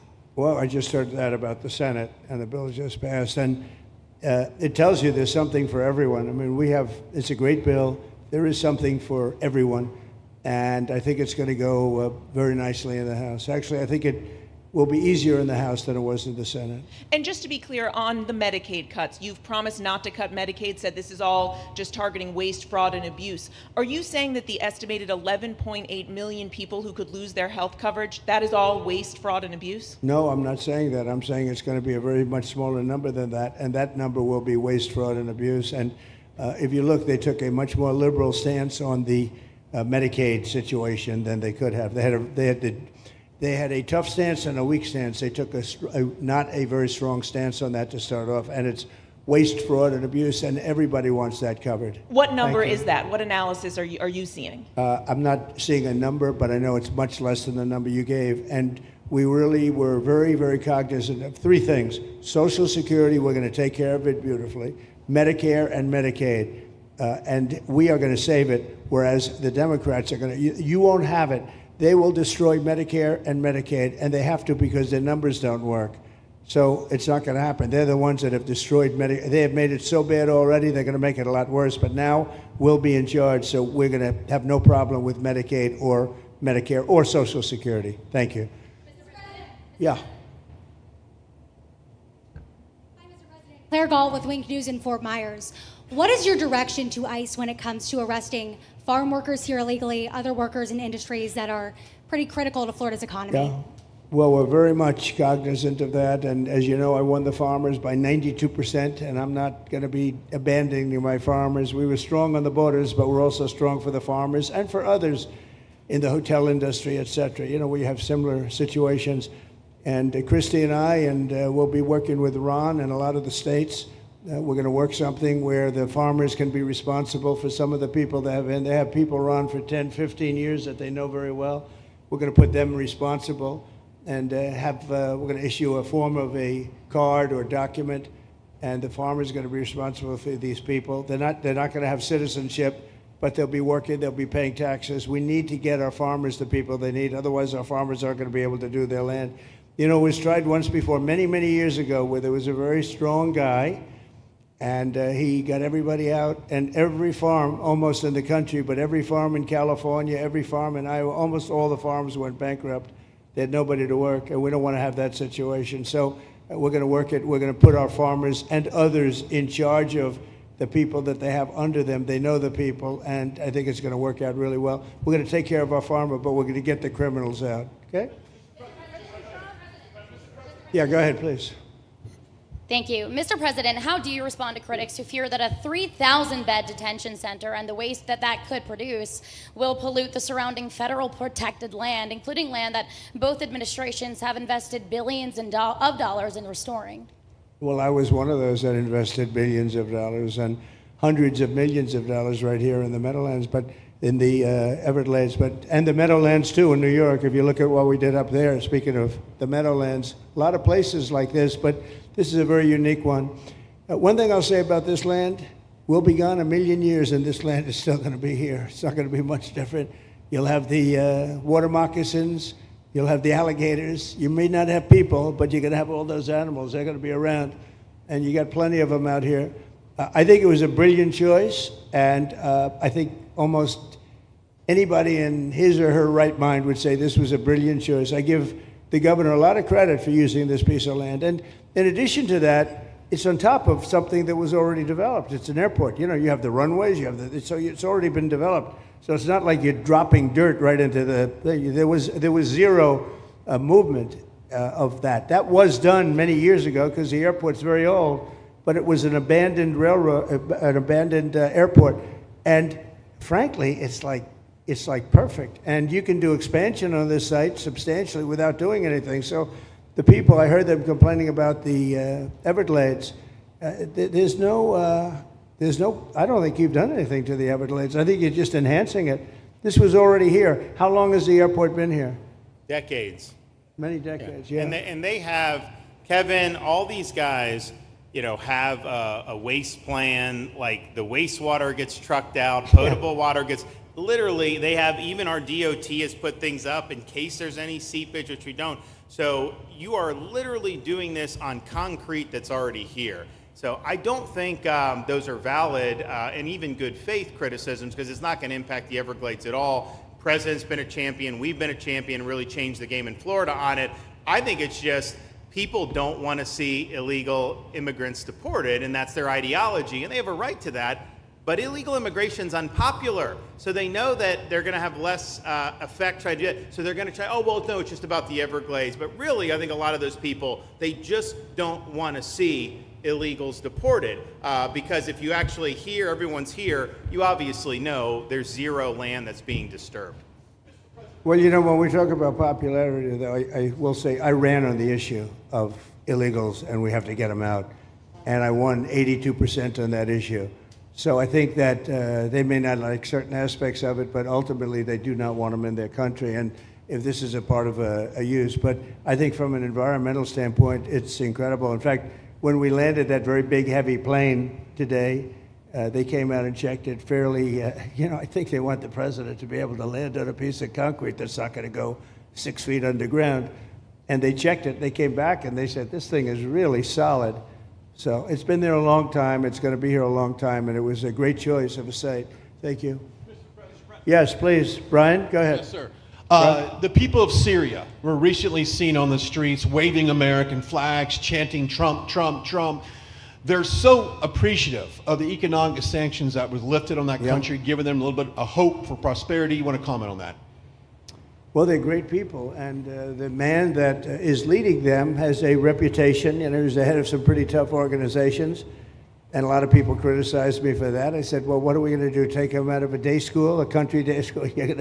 It's going to be, by nature, I would think, Ron, they'll be pretty tough, and he is pretty tough, but I think I met him, spent a lot of time with him, good guy. I took off the sanctions because if I didn't do that, they wouldn't have had a chance. And Syria has a chance. The people are great. They work hard. They're very smart. It used to be a place of professionals, accountants and lawyers and doctors and high academic credentials in that part of the world. And I think it's going to work out great. I took off the sanctions and they were very appreciative. They were shocked, but they were very appreciative. We're giving them a chance at survival. With the sanctions, it couldn't have worked. Thank you. Mr. President, your beloved New York City. Your beloved New York City may well be led by a communist soon, Zoran Mandami, who in his nomination speech said he will defy ICE and will not allow ICE to arrest criminal aliens in New York City. Your message to communist Zoran Mandami. Well, then we'll have to arrest him. Look, we don't need a communist in this country, but if we have one, I'm going to be watching over him very carefully on behalf of the nation. We send him money. We send him all the things that he needs to run a government. And by the way, they get about 3 times what you get, Ron. If you look at the per capita, Florida gets 1/3 of what New York gets in terms of the numbers. Why don't you give us those numbers? Yeah, well, because that's what we should send him. Yeah, well, like sometimes people say Florida gets more because they count Social Security recipients, but that's not money to the state. Those are seniors that live here. If they moved to North Carolina, you could count it there. So it has no interaction with the state government. They get more in the city and state governments than we get. Right, substantially. We're going to be watching that very carefully, and a lot of people are saying he's here illegally. We're going to look at everything, and ideally. He's going to turn out to be much less than a communist. But right now, he's a communist. That's not a socialist. I've always said, we will not have socialism in this country. In the speeches, I said, well, what? They skipped socialism. And you got a lot of them like that. And you see AOC, she's out there with her, bad IQ. She's out there ranting and raving about how wonderful he is. And look, so far he's winning. He has a race to win, but so far he's winning, and he has an advantage as a Democrat in New York City.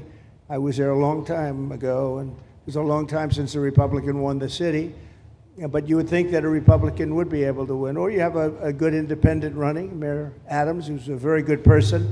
I helped him out a little bit. He had a problem, and he was unfairly hurt over this question. He made a statement to the effect that this is terrible. New York City can't have all these immigrants come in, and like he was indicted the following day. And I said, that was a phony indictment, and it was a phony indictment. That was a Biden indictment.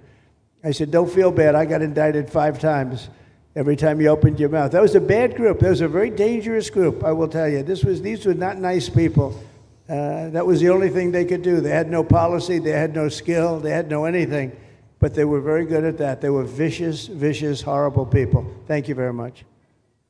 Yeah, please, go ahead. Anna Giratelli with the Washington Examiner. Governor DeSantis has proposed using National Guard, deputizing them as immigration judges to get through this massive backlog of people in the immigration court.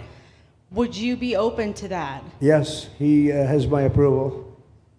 Okay. That wasn't too hard to get, was it, right in front? He didn't even have to ask me, James. You didn't even need James to ask me. He has my approval, okay?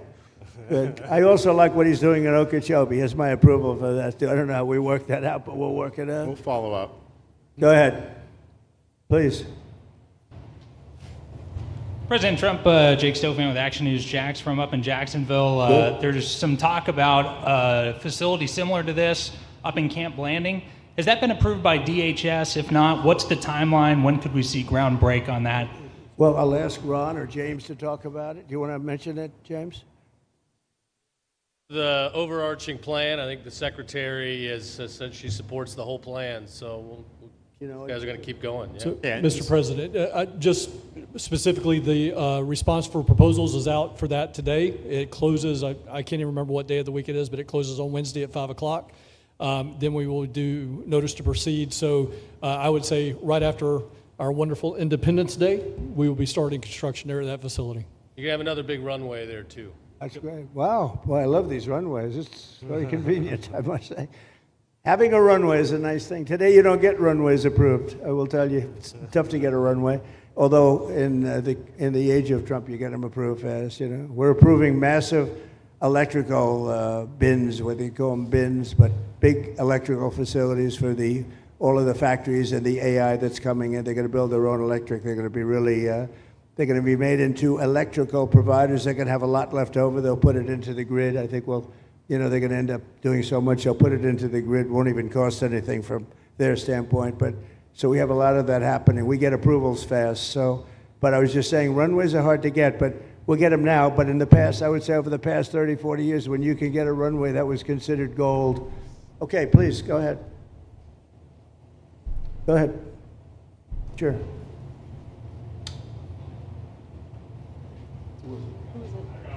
Okay, go ahead. Yes. President Trump, Laverne McGee, News 6 Orlando. You have fulfilled several campaign promises along with the help of Governor Ron DeSantis. What is the next campaign promise that you plan to fulfill to the American people? So we have turned this country around in less than 6 months. And when I was away, and I was telling Ron, I was telling some others, I've said it a little publicly, I guess, but I met a lot of very important people. The King of Saudi Arabia, I was there 2 weeks ago, and Qatar, the leader of Qatar, who's great, and the leader of UAE, who's great. These are very substantial people, very smart people, and good people. And all three of them said essentially the same thing, along with many other people, because I just left NATO. NATO's we took it up to 5%. Nobody can believe that one run. That would be hard, but nobody believes that. What happened in NATO, over $1 trillion a year from like nothing. It was an honor. But every leader said that a year ago, this country was dead. They had no confidence in the United. They really felt it was a dead country, and it was some bad things were going to happen. But they used the term, it was a dead country, and now they said you have the hottest country anywhere in the world. We're the hottest country in the world right now.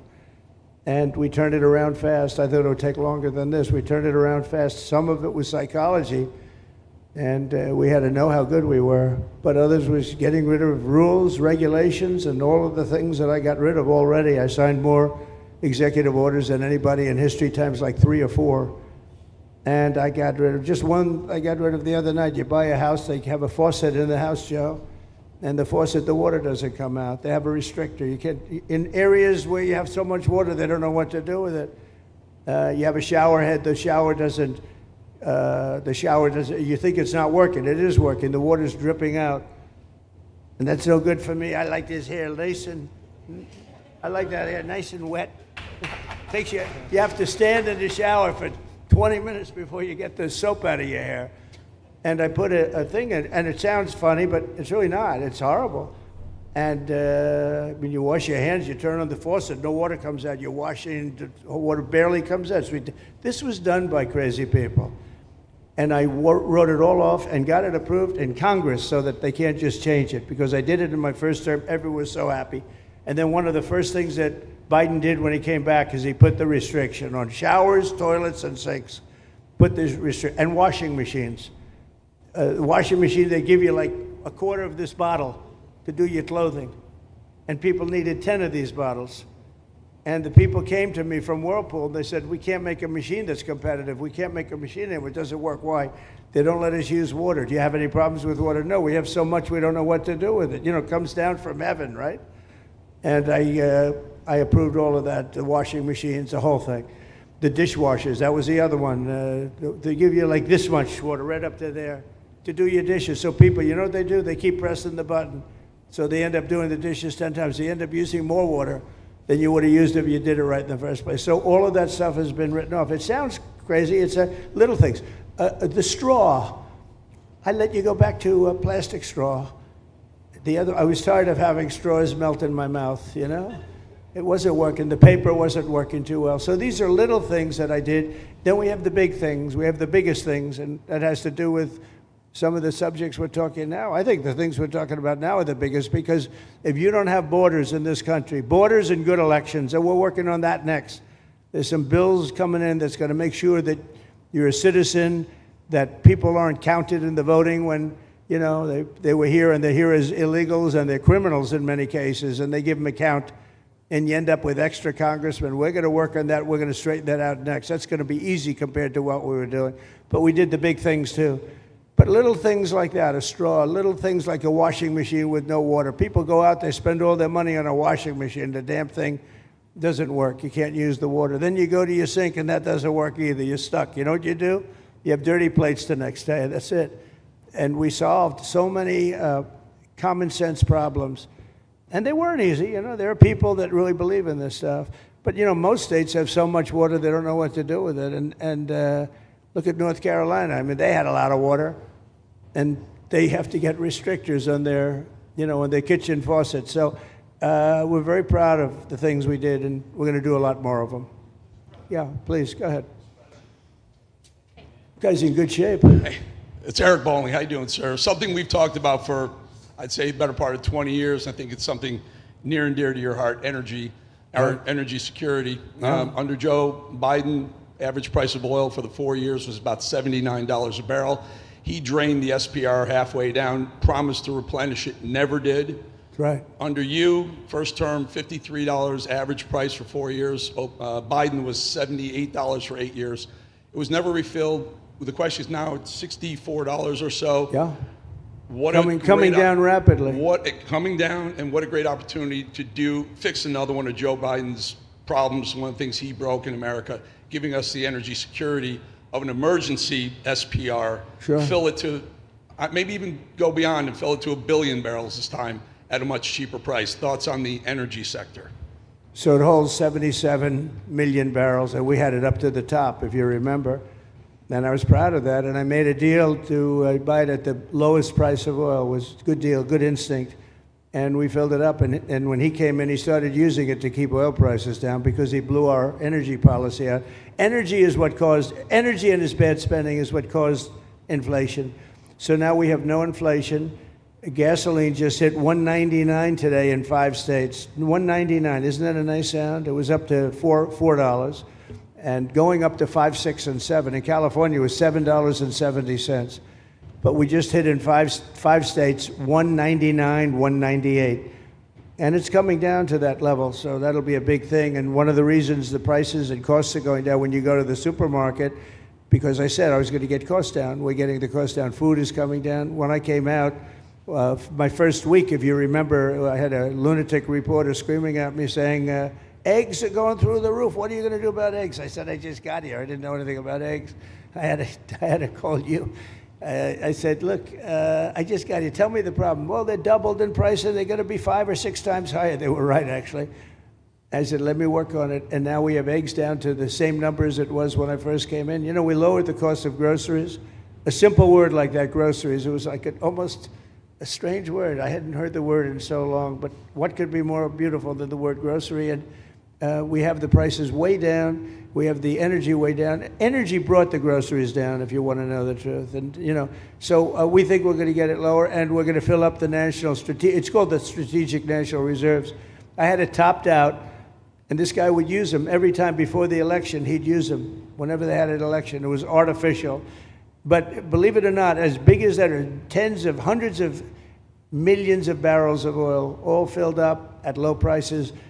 but it was really meant for wars, and it wasn't meant for keeping your prices down during a holiday so that somebody could get elected. But they used it, and they didn't bring it. The only mistake you made, they didn't bring it a little down. They brought it right down to the bottom. The thing is practically empty. They never filled it up. They never spent 10 cents in filling it up. And we'll do that. When the market is right, we'll fill it up. I want to fill it up when the market's right. Thank you. How about one more question? Okay, please, in the back. Dana Marie McNichol, Fox News Channel. Mr. President, is there an expected time frame that detainees will spend here, days, weeks, months?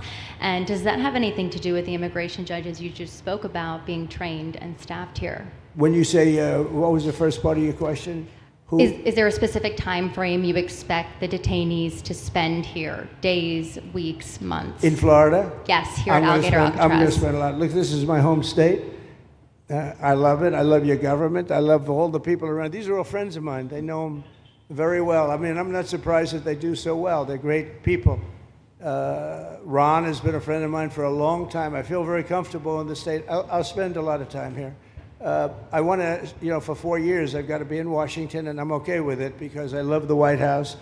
I even fix up the little Oval Office. I make it, it's like a diamond. It's beautiful. It's so beautiful. It wasn't maintained properly, I will tell you that. But even when it wasn't, it was still the Oval Office, so it meant a lot. But I'll spend as much time as I can here. You know, my vacation is generally here because it's convenient. I live in Palm Beach. It's my home. And I have a very nice little place, nice little cottage to stay at, right? But we have a lot of fun, and I'm a big contributor to Florida, pay a lot of tax. And a lot of people move from New York, and I don't know what New York is going to do. A lot of people moved to Florida from New York, and it was for a lot of reasons, but one of them was taxes. The taxes are so high in New York, they're leaving. I don't know what New York's going to do about that, because some of the biggest, wealthiest people and some of the people that pay the most taxes of any people anywhere in the world, for that matter, they're moving to Florida and other places. So we're going to have to help some of these states out, I think. But thank you very much. I'll be here as much as I can. Very nice question. With that, I'd like to just end by saying I want to thank Ron and James and all of the people that have done such a great job, all of your staff. Really fantastic work. And it really started with site selection. You can do a great job, but if you have the wrong site in real estate, you have the wrong site, you're dead. And this was a great site selection, despite what you may read in the environmental press. Good job. And this was an honor for Christy and myself and Steve and all of our people to be here. And I also appreciate the media. They've treated us very fairly. Over the last few weeks, I've been treated very nicely. And it's so unusual. I'm not used to it, but we've gotten great accolades. Brian, I want to thank you for calling out, because I was waiting here, because I knew the vote was taking place and I'm answering questions, right? So I want to thank you very much and say hello to our friend. And I will see a lot of you. Thank you very much. We're going to make America great again. Thank you very much. Thank you. Thank you, Father. What you need, and Ron worked beautifully with Christy and all of the people at Homeland Security, and got it done in how many days, Ron? 8 days, a new facility was up and running, so. And is this the model going forward, Mr. President? It can be. I mean, you don't always have land so beautiful and so secure. We have a lot of bodyguards and a lot of cops that are in the form of alligators. You don't have to pay them so much. But I wouldn't want to run through the Everglades for long. It will keep people where they're supposed to be. This is a very important thing. We're setting records at the board. You know, we had no people come through last month. Zero, no people. But we're going to keep it that way. So Ron did great, and I want to thank you. Well, look, we thank you, Mr. President. Thanks for your leadership. The border, you did that quicker than we knew you'd do it, but you did it so quick, which is great. But Biden let in how many millions, and you got to take care of them. And so this is one example of a state operating this. The feds are approving it, supporting it. We're also going to have 2,000 more at Camp Blanding, which is our National Guard site. And we're the only state in the country that mandates our state and locals, law enforcement, to cooperate with ICE. And it's made a huge difference. On any given day, Florida constitutes about 20% of all immigration arrests nationwide. So what I would just say is, don't let Florida be the only state. We've got very red states that should be doing this just as much as Florida's doing. That will increase their numbers. And then what happens is you'll have a lot of people that will deport on their own because they don't want to end up in an Alligator Alcatraz or some of those other places. So I think this is a model, but we need other states to step up. I was going to ask you, would this be enticing for other states to come up with their own model? They are doing it. We have Louisiana doing it big. Alabama's doing it. We have a lot of states. They seem to be red states and not too many blue states for whatever reason. You know, it's